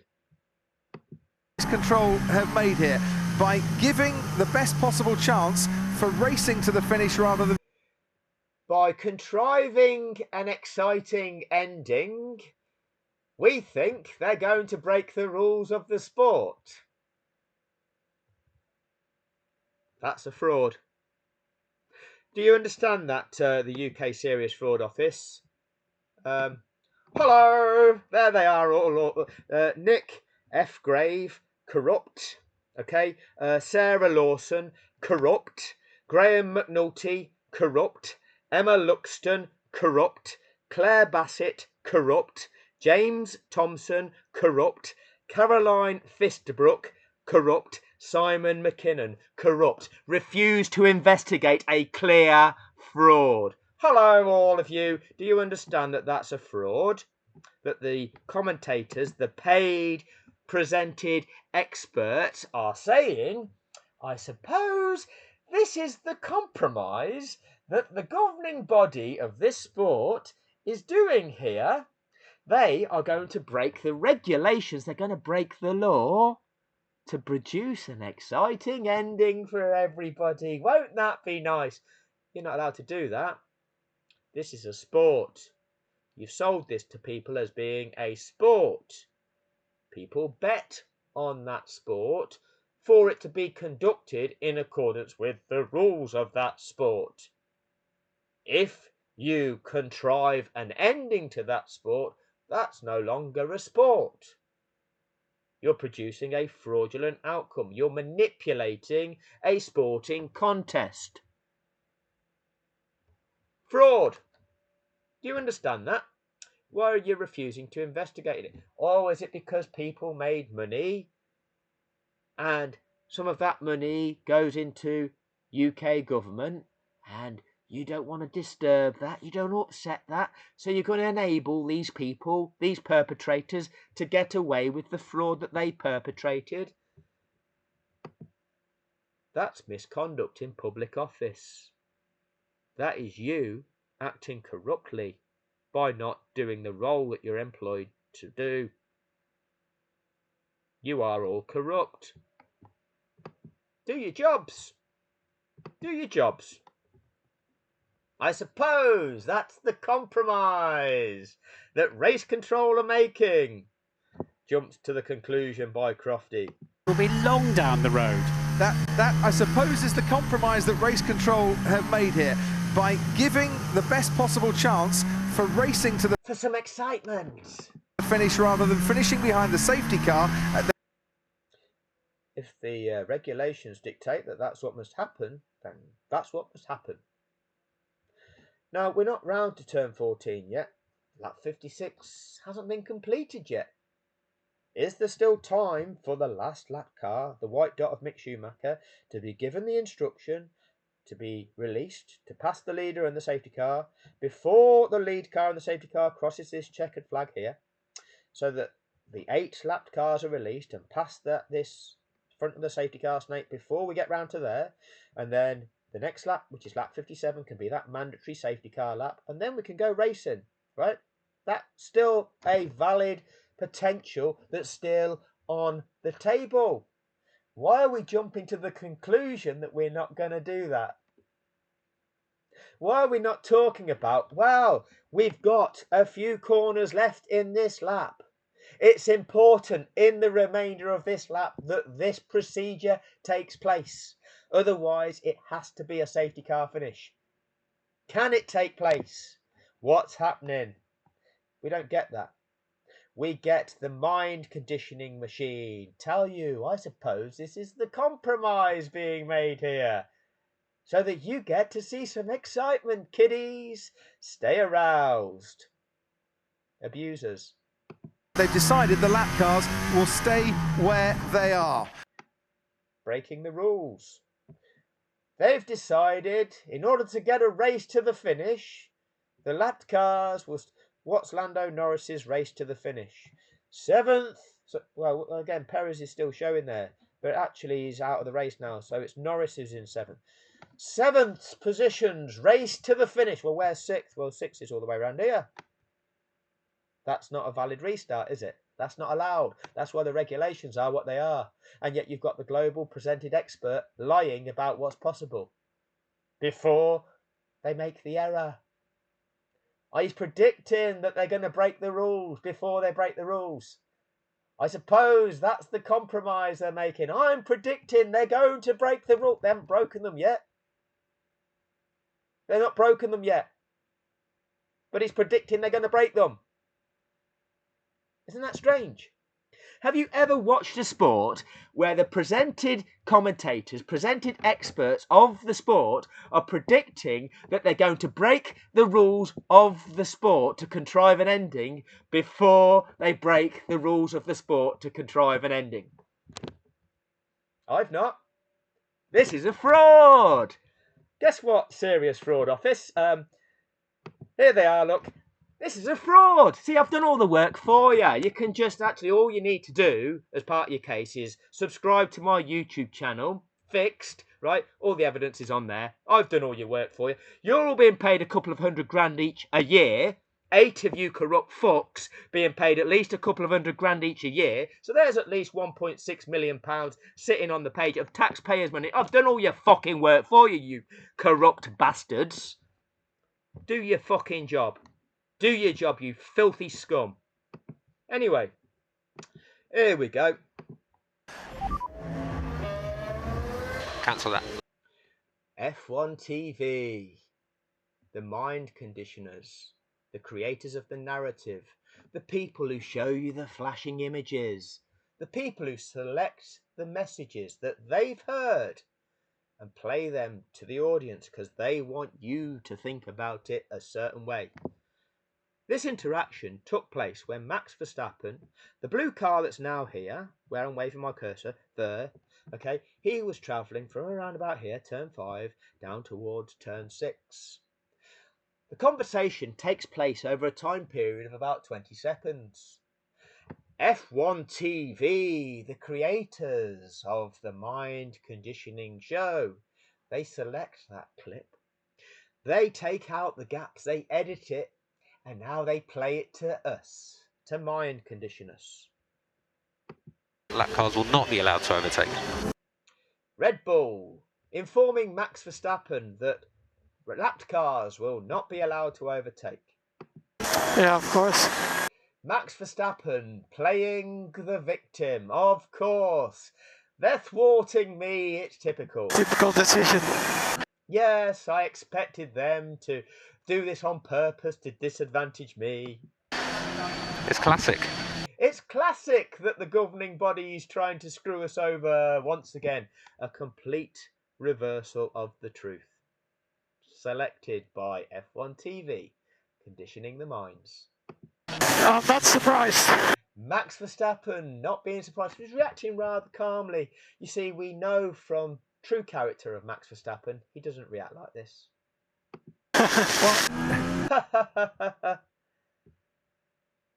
That's what they diverted our attention to through what they chose to play to us. Look, I'll try and look at this objectively. The commentator being objective. We should get one lap of racing here. If we should get one lap of racing. Why should we?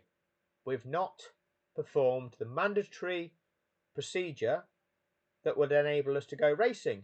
We are now nearing the end of lap 56, the final lap that this procedure can be carried out on in order to get any racing. We're now that close to the end of the lap that even if all of those 8 lap cars are given that instruction now, they, in these next 2 corners, they will not go from where they are, make it through all these cars and pass the leader in the safety car before the leader in the safety car crosses that start-finish line. We are on course for a safety car finish. The sporting commentator is saying that he's going to be objective. We should get 1 lap of racing. No, we shouldn't. Absolutely we shouldn't. Let's go to international view. To the checkered. The drama. We're praying to the racing gods. Max's girlfriend. Oh, what's going to happen? Red Bull. Don't know what's going to happen. The drama. Oh, we should get 1 of racing. Are we going to get any racing? Are we not? No, we're not. Flag. So what? We're praying. We're praying. What do Red Bull want? What do Red Bull want? Well, it's not about what Red Bull want, because we've now cut back to what's going on track. Here's the safety car. Here's Lewis Hamilton. Here's turn 14. This is the track. These individuals in orange overalls are still on the track. It's not safe. The track will not have been declared safe. It can't have been because there's still marshals on it. Let's check out the regulation. The regulations say if the clerk of the course considers it safe to do so. Well, you're not going to consider it safe to do so if there's marshals there.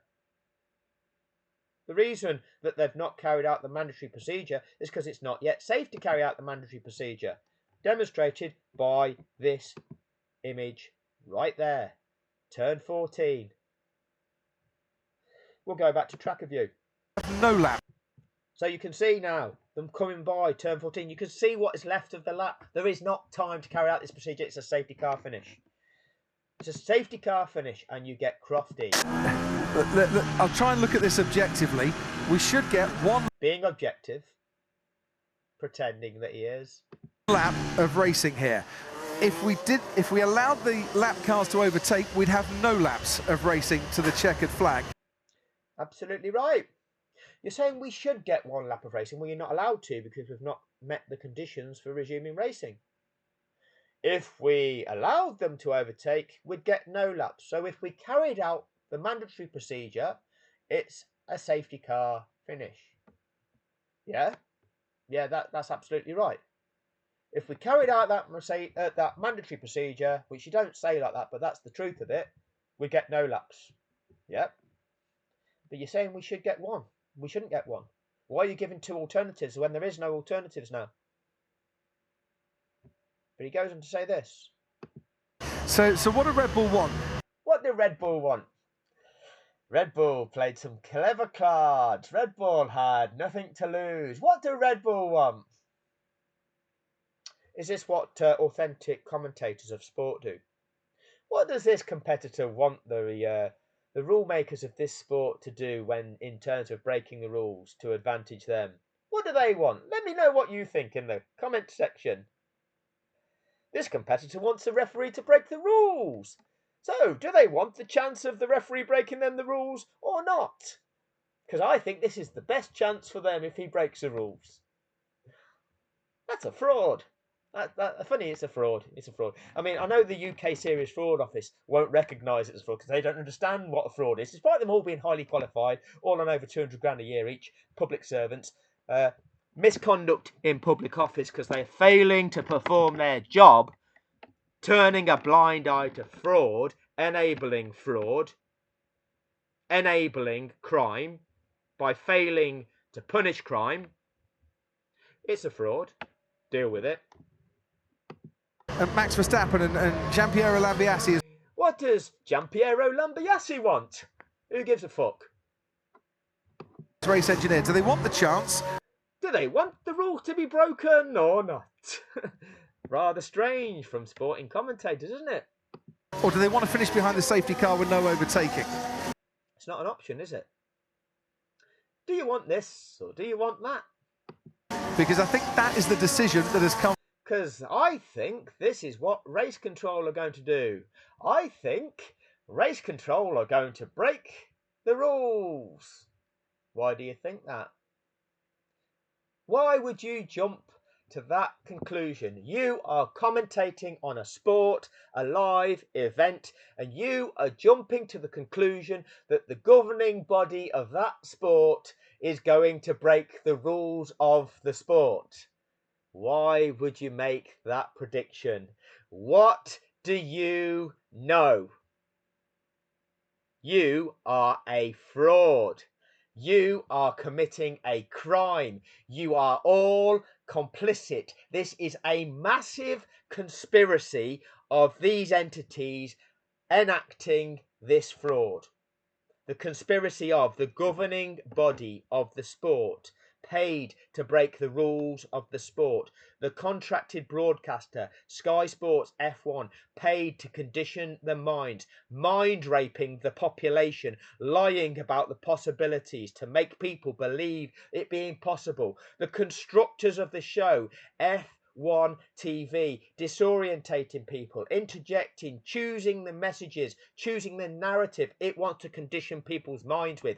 Each and every one of those competitors failing to identify the truth, failing to protest for what is correct, enabling the crime. All of this was orchestrated by the owners of the show, Liberty Media, who benefited to the tune of $4.8 billion that season, that sport supposedly inflated in value due to the contrivance of that championship. It's a fraud. They're all perpetrators. They're all in on it.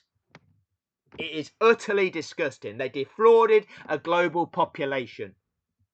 They're criminals. They're utter scum. And this is just a single example of the mechanics of what is being done to each and every one of us in this world. Kwasi Kwarteng, that corrupt bastard, crashed the UK economy, costing each and every one of us, enabling his chums to make billions. They did all right out of it. That was insider trading. That was them dictating UK policy on the phone to Downing Street, telling them the policy decisions that they knew would crash the UK economy, pushing that financial burden onto the UK taxpayer when they ran off with the money. A fucking fraud that the UK Serious Fraud Office refuses to do anything about because they're all chums in the club. All chums in the fucking club. You fucking fraudulent fucks. That's what you are, you fucking fraudulent fucks. And people need to wake up to you cunts. From Race Control. And personally, this is the decision that gives them the best chance if they want it. Yeah. Personally, this is the decision that gives Red Bull the best chance if Red Bull want it. Personally, Race Control, breaking the rules of the sport, is the decision that gives Red Bull the best chance if Red Bull want that chance. That's what you've just been told by the contracted broadcaster. Can I make it any clearer? That's a fucking fraud. That's a crime. These motherfuckers need jailing. But the body that should be holding these people accountable, criminally responsible, does nothing. Nothing to see here. The first time I reported this to the Serious Fraud Office, the Cockney Sparrow chap that phoned me back informed me that perhaps I should watch a different sport. That's the Serious Fraud Office. Don't you worry your little head about fraud. Maybe you should watch a different sport. Yeah. You know, you do record your phone calls. Go and have a listen to that one. Go and have a listen to that one. But you won't, because you're all fraudulent. You've all got your hands in the pot. You're all doing rather nicely on at least 200 grand a year. Life's great for you. So you'll just comply, won't you? You'll just comply. That's the nature of corruption. You won't do your job. You won't serve like the public servants you are, and therefore you're guilty of misconduct in public office. You're serving the controlling financial interests, aren't you? In the same way that government does. I mean, the regulation, as I said, they may allow. The expert of the sport, you know, is affirming that he can't even speak properly about it because he's fumbling over his words because he's lying. Funny, isn't it? Keep saying the same lies to condition the viewer of the lies that he's being paid to condition you with. He can't speak straight. He can't explain to you the rules and regulations and the purpose of them because he's being paid to lie to you, to disorientate you, to misinform you. He is abusing you. He's a fraud. Okay? He's an absolute fraud. The king has just awarded him an honour in his honours list. Is he an MBE or an OBE or a CBE now? Oh, Martin Brundle gets an award for services to mind fucking the population. Thank you for that. Well done you, Martin. Well done you. You can join the club with these fraudulent fuckers. They're a CBE as well. This one's a CBE as well. He's in the club as well. They get an award for doing what they do. Yeah, people of value these are. Fraud. There it is. Look. Fraud is a dishonest act such as a false representation. It's a false representation when you claim to work for the Serious Fraud Office and you don't investigate fraud. That's false representation, isn't it? Failure to declare information or abuse of position. So false representation, Martin, and an abuse of position. Failure to declare information. Well, the information you are declaring is a complete falsehood. You're not declaring the truth, are you, Martin? You did declare that you know an awful lot about what to play, and it's super uncomfortable for the sport. You did tell us today after it, you know, even knowing who the lap cars are, it's not as easy as you might think. It is. How the lap cars through. It's not mandatory, as I pointed out. It is. But as you point out, Crofty, there'd be no race. In our little circle jerk, but as you say and as I say, and we're both affirming one another with our little circle jerk. Laps if they let the lap cars through. But like you say, there'd be no racing laps if they let the lap car through. Why? Because there's a purpose. We're now on lap 57. Even if the order to release those lap cars is given now, because those marshals that were on track, as I've just showed you, at the end of lap 56, now depart the track and the clerk of the course declares that track safe, so that that procedure can now actually be enacted, then safety car will return to the pits at the end of the following lap, which is the end of lap 58, which is the end of the race. It's now a safety car finish. We're on lap 57. The procedure hasn't been enacted. Even if it's enacted this lap, it's a safety car finish. We knew that. The audience that had been sold this show knew that. Martin Brundle, David Croft, is trying to lie to us, to condition us to expect something else. Because I think the safety car will come in at the end of this lap and there will be one racing lap. Martin Brundle, the expert of the sport, thinks that the safety car will come in at the end of this lap and there will be one racing lap. Right, we'll go to the safety car regulations.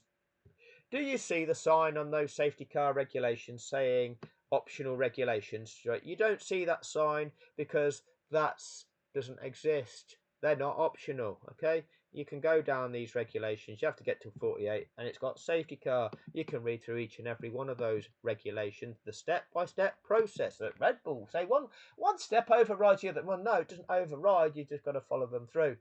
Some of them just tell you about, well, this is what the safety car is, this is who drives it, this is what the requirement for when it's deployed onto track, this is what it looks like, it's going to have these lights on, this is what it's going to do. Simple. But once you've chosen to intervene in a race to deploy it as the measure for dealing with the incident, these are what must be achieved. It's all about sporting fairness, the impact on the event. But I think the safety car will be coming in at the end of this lap, and there will be one racing lap. Oh, I don't think it's mandatory. Why would it not be mandatory? When 48.10 tells you that the safety car will remain on track at least until the leader is behind it and all the other competitors are lined up behind the leader, that demonstrates that then cars are in the correct race order, one behind the other. All the previously built up advantages wiped out. All that 48.12 is saying, once the incident's been cleared up, you carry out this procedure. That achieves what 48.10 achieves. All competitors in the correct race order, lined up one behind the other. All the previously built up advantages wiped out. That's what the regulations are. Lando Norris, is the advantage that Gasly had over Norris, has that been wiped out? No, that's been extended. That's gone from 11.15 seconds to now this amount here. Let's have a look at the data view. Blue flags. The interval that Norris is now behind Gasly is 1 minute 54 seconds. 1 minute 54 seconds Norris is recorded as being behind Gasly. Before Latifi crashed, Norris was 11.15 seconds behind Gasly. Now it's 1 minute 54 seconds. This procedure has to take place so that that's not how things are left.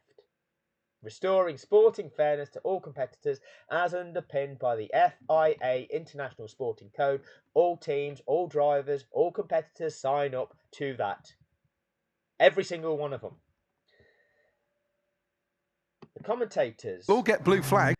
are embellishing the lie. They think that the safety car will come in at the end of this lap and there will be one racing lap. There will be these 5 cars left. Lando Norris will be left 1 minute 54 seconds behind Gasly. They think that that's going to happen. He'll get a blue flag so Max can be waved by him, but that'll leave Max with an awful lot to do. That's not even allowed. You can't resume racing like that. I would imagine. F1 TV, the creators of the show, divert our minds.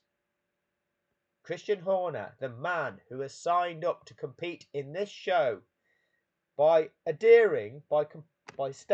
signing documents to say that he will comply with the FIA International Sporting Code, now recorded in a radio message seemingly trying to coerce the race director into breaking the rules. He played some clever cards. Legally, he didn't say anything incriminating, did he? Remember, we are on lap 57. Even if this procedure is carried out now, it's a safety car finish. There can be no racing lap. F1 TV, whenever this took place, it doesn't matter. They're choosing to play it to the world on lap 57. It's completely invalid.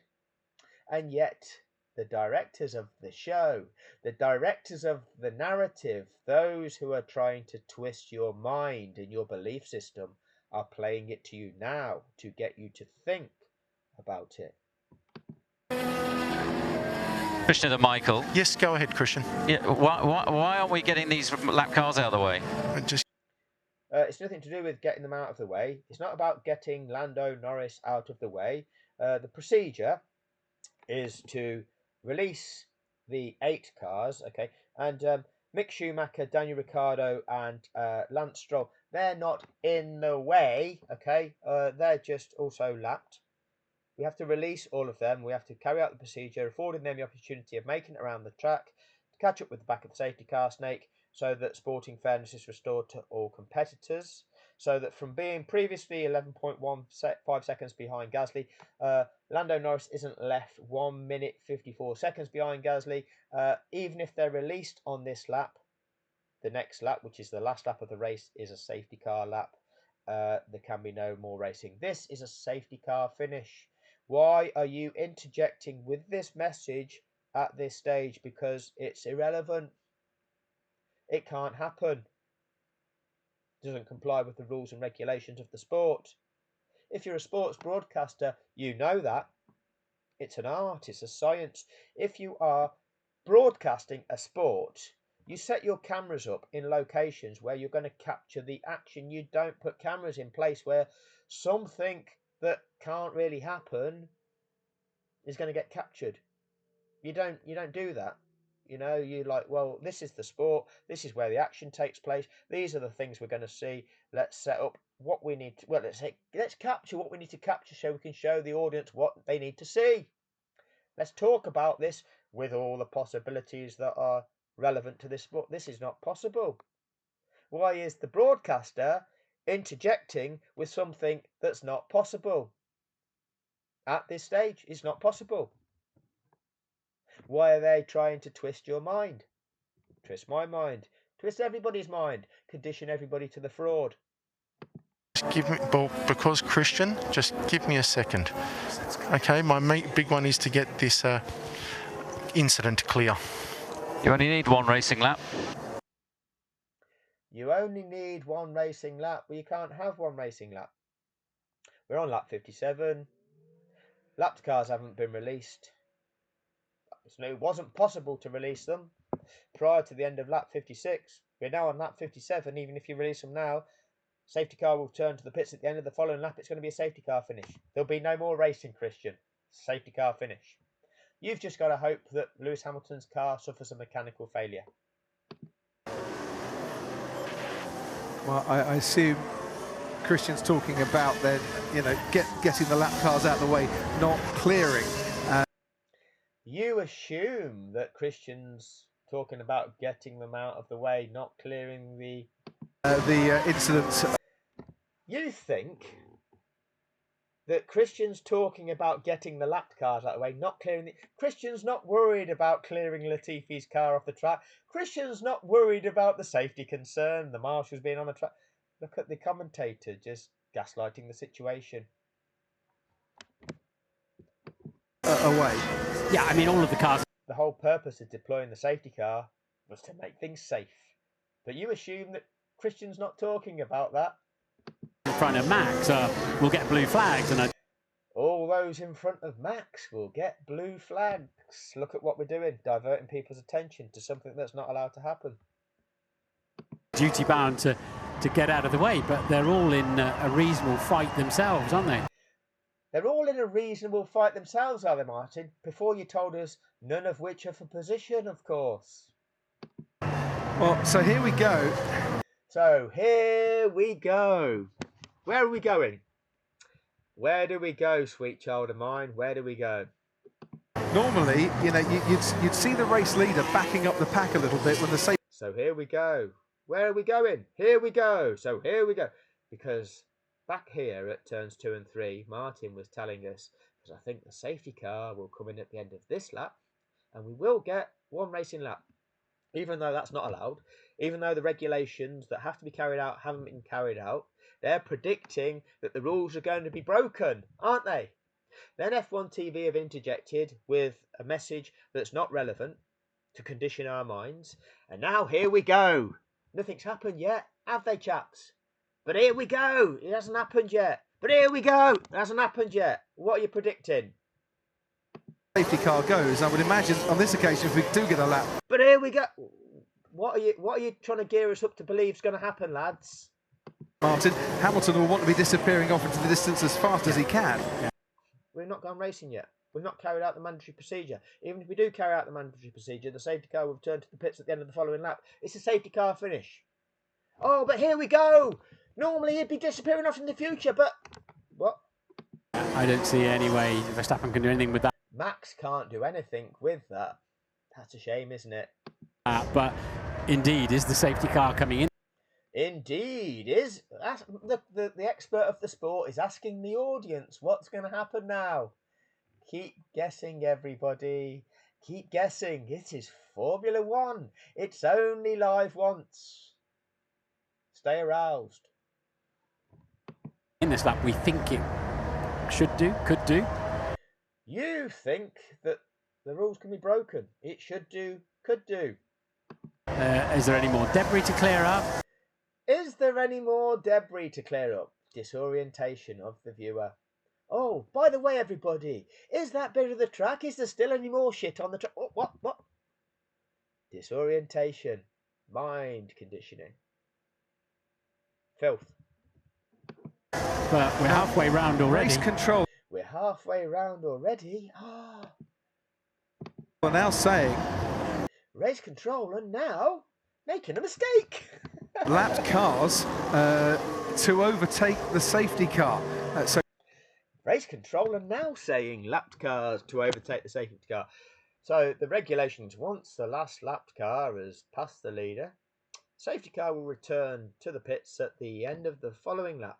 Let's just double check this so we all know what we're talking about here. All right, 48.12. Once it's safe to do so. So the clerk of the course has now decided that it's safe. Martin's question about, is there any more debris on the track? Yeah, no, Martin, he's declared it safe now, okay? Message now, lapped cars may now overtake. The message came for just 5 of them 8. Well, that's breaking the rules, okay?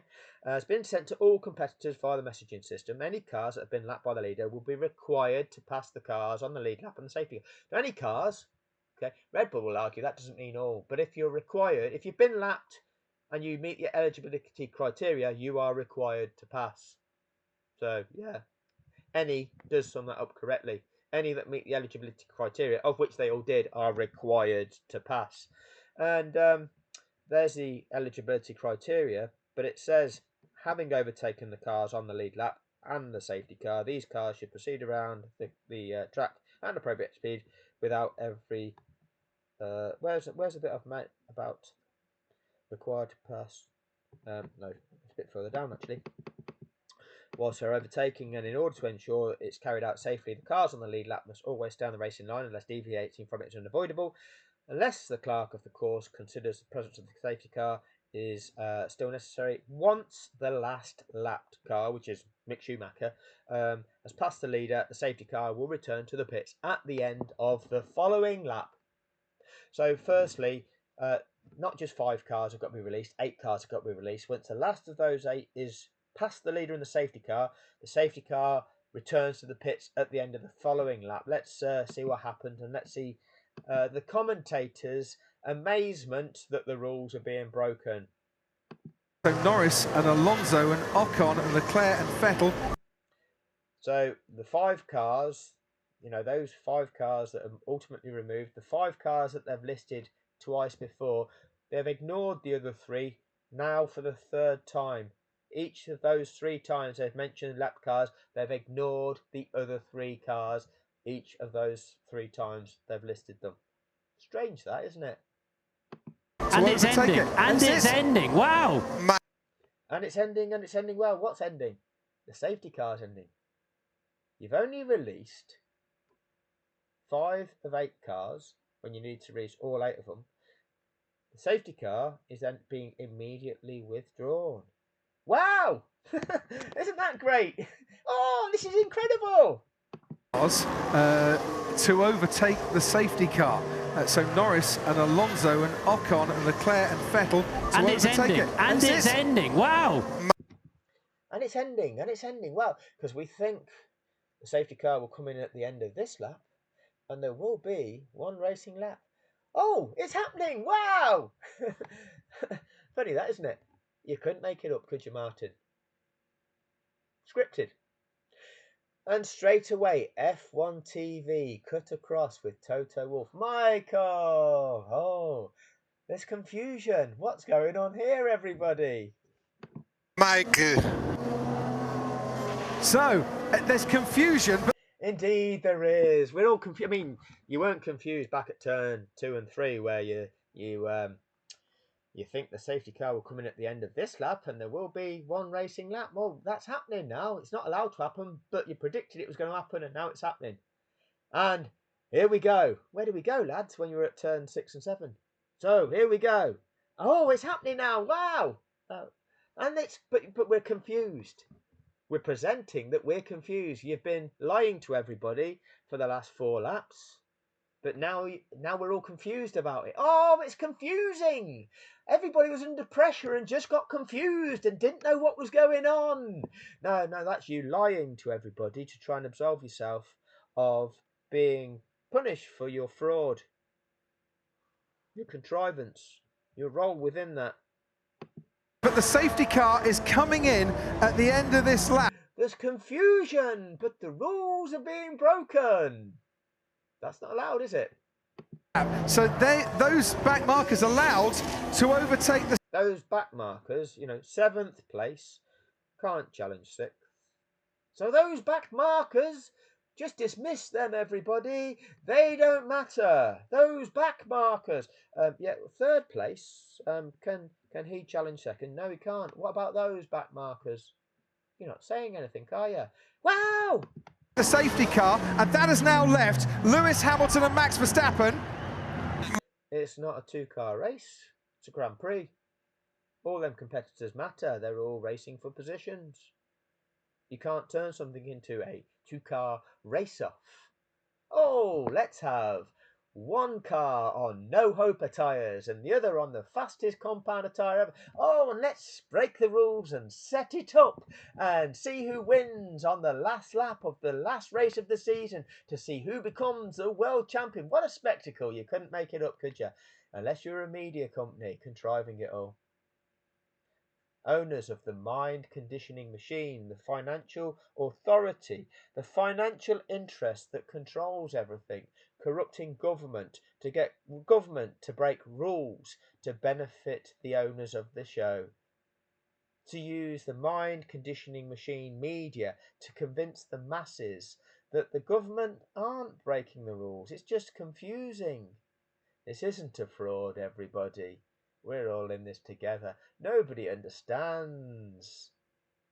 Nobody knows what the rules are. Only the experts know the rules, not you. Don't you worry, little heads. Only the lawyers know the rules, don't they? They know what the law is. Yeah, but they'll argue over what the law is, won't they? Because it's all contrived to be an adversarial process, and we'll decide who wins the argument about what's right or wrong, rather than just rely on the facts of what's right and wrong, when you can clearly articulate the context of a given situation. Go, well, that's clearly right and that's clearly wrong. But there'll always be a lawyer that will take the money to present a case for something that's wrong. That's what mercenaries do. Yeah, they take money to do something that's wrong. Oh, the integrity of the legal process. The lawyers! Yeah, we love the lawyers. Mikey, this isn't right. Absolutely right, Toto. But you didn't bother going to the appeal, did you? You sent in your fake lawyer. You presented barrister, but whatever, I don't know what they're called, to present your case to the used Honda car salesman. It has left Lewis Hamilton and Max Verstappen side by side. Hamilton will be ahead. Verstappen is absolutely desperate to get on with this on that soft compound tyre. We're going to have one lap of racing to decide the championship in 2021. Exciting, isn't it? It's really exciting. The contrivance netted, or I say netted, I mean the value of Liberty Media, the value of Formula One Liberty Media was noted as increasing by $4.8 billion that season. I mean, I don't know where that money is. These figures are magicked up out of fresh air. They buy something, and then somebody else says, oh, well, what you bought for, say, $4 billion, I think that's now worth $8 billion. Oh, haven't you done well? Well, you can give yourself, give yourself £1 billion bonus. Well, then you can take that out. You can buy whatever shit you want with that. That's what. Where's the actual money? Where is it?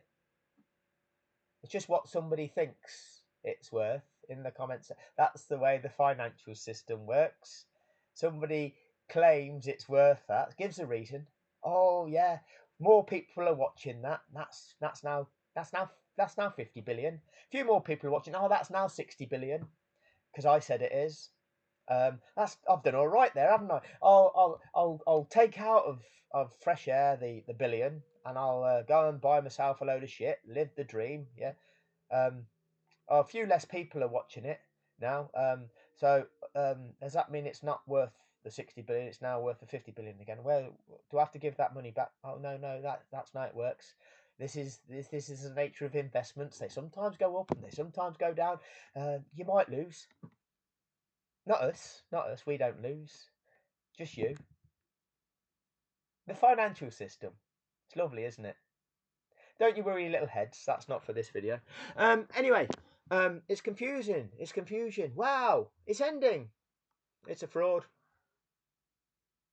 But this is how we're treated in life.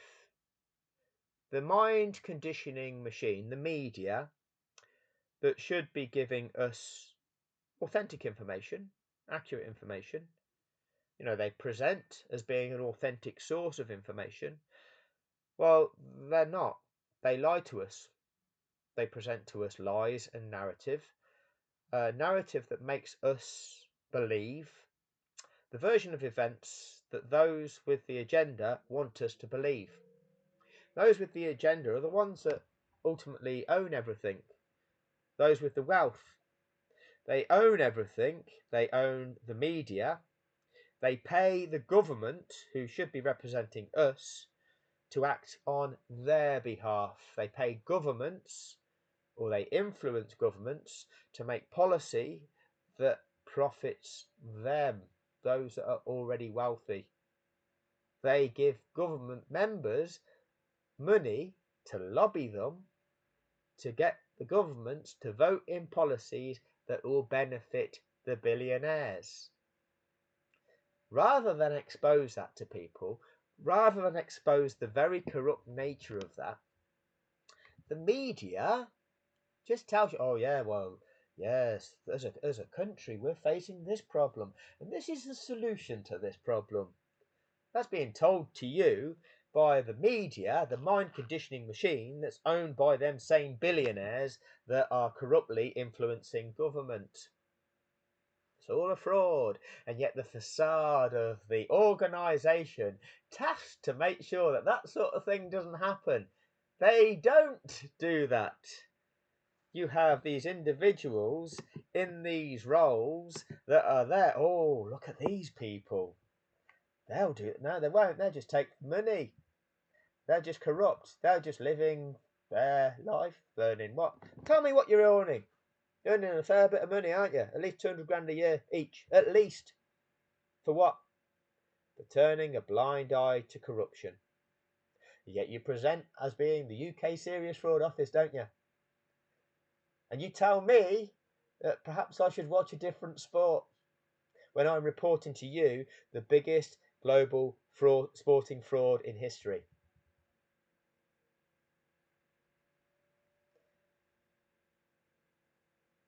You people should be going to prison. You should be going to prison, along with the perpetrators of the crime. Because you're clearly corrupt in not doing your job in bringing the perpetrators to justice. You're the equivalent of bent coppers, enabling criminals. That's exactly what you 8 are.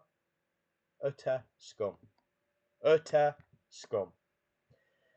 So, hopefully you'll see that that's quite an important video. I'm going to keep making them.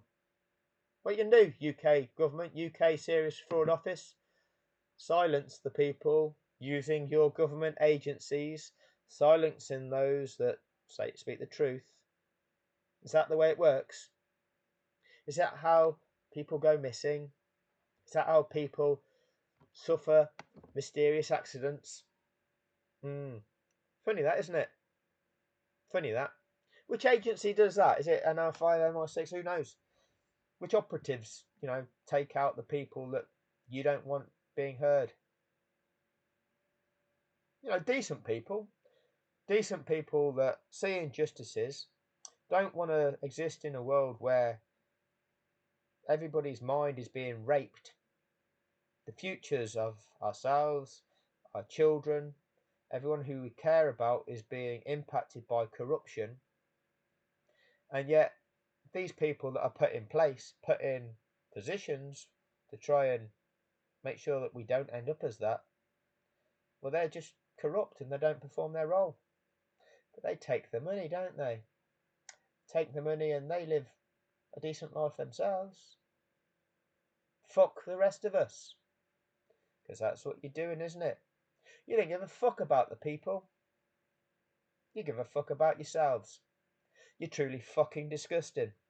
So, forward this video to your Member of Parliament. Because the chances are, many of them won't give a fuck. Many MPs went into politics because they aspired to make a difference. I trust the notion that some sought to make a difference when they chose that career path, but they get corrupted along the way. Once the system's working for them, once they get to a position within that system where they're doing all right by it, they'll just comply with the narrative. They'll ignore what truly matters. But what truly matters is living in a fair world, an uncorrupted world, where injustice doesn't take place, where crime is tackled. This is truly disgusting. This represents the mechanics of crime. This represents the mechanics of the corruption that is blighting our lives. The mechanics of the corruption that impacts the UK, impacts many countries of the world. The fact that governments aren't acting in the interests of the population. They're acting in the interests of the greater controlling interest. The regulatory bodies are a farce. They're a facade. They're owned. They're influenced by the greater financial controlling interest. The perpetrator, these people that are employed in roles where they should be holding these people to account, they're complicit. They're taking the money and enabling the criminals to get away with their crimes. These are the operatives in the UK Serious Fraud Office. Which MP is going to raise this? Or are you all scared that if you do, you risk getting taken out? But you'll happily leave me out there, won't you? You'll leave me out there. James Atkins. That's who I am. James Atkins. Check out my Facebook page. Fixed. Same name as my YouTube channel. Campaigning for justice. Campaigning for what's right. I'm somebody that's trying to do the right thing in this way. You fuckers don't give a fuck, do you? You fuckers are corrupt and don't give a fuck. You're filthy. Your actions are impacting the people that I care about in this world. You fucks. You fucks. And if I have to fight you every single fucking step of the way, I will fucking fight every single one of you. I should not have to do this. I should not have to be taking this fight. I should live in a society that's a fair society and where crime is punished and corruption is punished. But corrupt bastards in this society are not performing the roles that they're employed to perform. They're not stamping out the corruption that is blighting our lives. You filthy fuckers. You're just as bad as the criminals. You filthy bastards. Do your fucking job. MPs, act upon this fucking video. Fucking do something, because this isn't going to go away. If you take me out, which I know is a fucking danger, others will step into my shoes. You can make your fucking Netflix documentary in fucking 8 to 10 years' time when the perpetrators can no longer be held to account because the timescale for accountability is gone. Because we set a time limit on when you can punish people for the crime they've perpetrated. It's funny that with financial crime, isn't it? The perpetrators of a financial crime can't be punished after a certain length of time. Who invented that fucking law? Who does that law serve? Oh, only a lawyer would know. Is that a legal argument? Is that a lawyer representing a corrupt fucking criminal? They're saying that legally you can't punish the corrupt criminal. That's the way the law works, isn't it? Funny that. Funny that. Crime's crime. Crime is crime. Do your fucking jobs. I've done most of it for you. Done most of it for you. Okay? But I'm going to do a bit more for fun. Anyway, that'll do on this one. Send this to your Member of Parliament. Demand that your Member of Parliament raises this in the Houses of Parliament and that UK government addresses the greatest global fraud in sporting history. Get your Member of Parliament to raise issue with the UK agency that is tasked with investigating fraud, yet refuses to investigate fraud and hence isn't fit for purpose. Get your Member of Parliament, your representative, to be asking the question why taxpayers' money is being paid to corrupt individuals in public office that aren't performing their role in public office. Ask your Member of Parliament why corrupt fraudsters are being given awards by the King to be part of the club when they've just mind-fucked the population, raped the mind of the population with a fraud. You know, this one here. Here's an example of fraud, the Serious Fraud Office, in case you don't know. The Fraud Act 2006 in England and Wales defined fraud as a dishonest act, such as false representation, calling yourself the Serious Fraud Officer, not investigating fraud. That's a false representation. False declaration of information or an abusive position. Martin Brundle, guilty of all that. He gets an award from the King for his service. Ask your MP what's going on there. Ask your MP what is going on there. Let's get to the bottom of this. We live in a corrupt society. We've got Elon Musk, the puppet of the ultimate owners of all of this. Because whilst Liberty Media own the show of Formula One, who owns Liberty Media? Oh, that'd be Vanguard, BlackRock and State Street and all these big conglomerate financial institutions that own everything from America. Fuck yeah. They own it all. They own Elon Musk. They own most of Tesla, right? So they present Elon Musk. Elon's trying to interfere in British politics to tell us who we should have as our leader and who we shouldn't. Yeah, they own Elon. They own Formula One. They perpetrated this crime against us. They defrauded us. But they also own British government, don't they? They get British government to come up with the policies that benefit them, you know, those with the money, those that are going to rape everybody by making more money out of committing crimes. You know, they allow the arms companies that they own to keep supplying Israel with weapons to commit a genocide, because that makes them money for a while. But then their other puppet, Donald Trump, they now Donald the Saviour's causing a ceasefire. Now the narrative wants to go that way until they, they rape the situation for as long as they can, extract much money out of the situation for as long as they can before they move on to the next thing where they can extract the money out of that. They keep doing that, keep moving it on to the next thing they're going to rape the money out of. We end up paying for it all the time. People end up paying for it, either financially or with their lives. They're doing all right out of it. But the operatives they recruit and corrupt along the way, as long as they, pay the little mercenaries to either fulfill their role in the situation or turn a blind eye to it, they keep getting away with it. They keep getting away with it. For as long as you can bribe enough people to, turn a blind eye to it, then it's all okay. It's all okay. Don't you worry, little heads. These people of integrity, they're doing their job. It's fine. Or are they? Or are they? No, they're not. It's all a facade. It's all a facade. Ask your MP whether they're for real or whether they're taking money and lobbying for the greater financial interests. See if your MP's for real.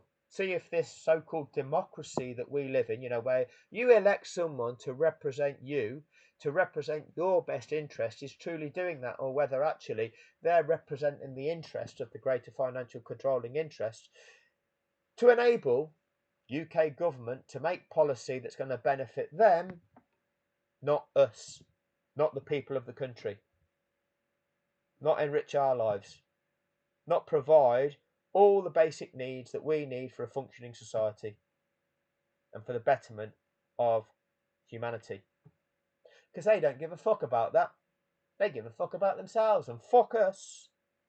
We're going to pay for their existence. We're going to be enslaved to their regime that they sit at the top of, they lived off the spoils of, and we're just the scum to be ridden roughshod over, to be ignored, to be given the illusion that they create and mind fuck us with through ownership of their media, the mind conditioning machine.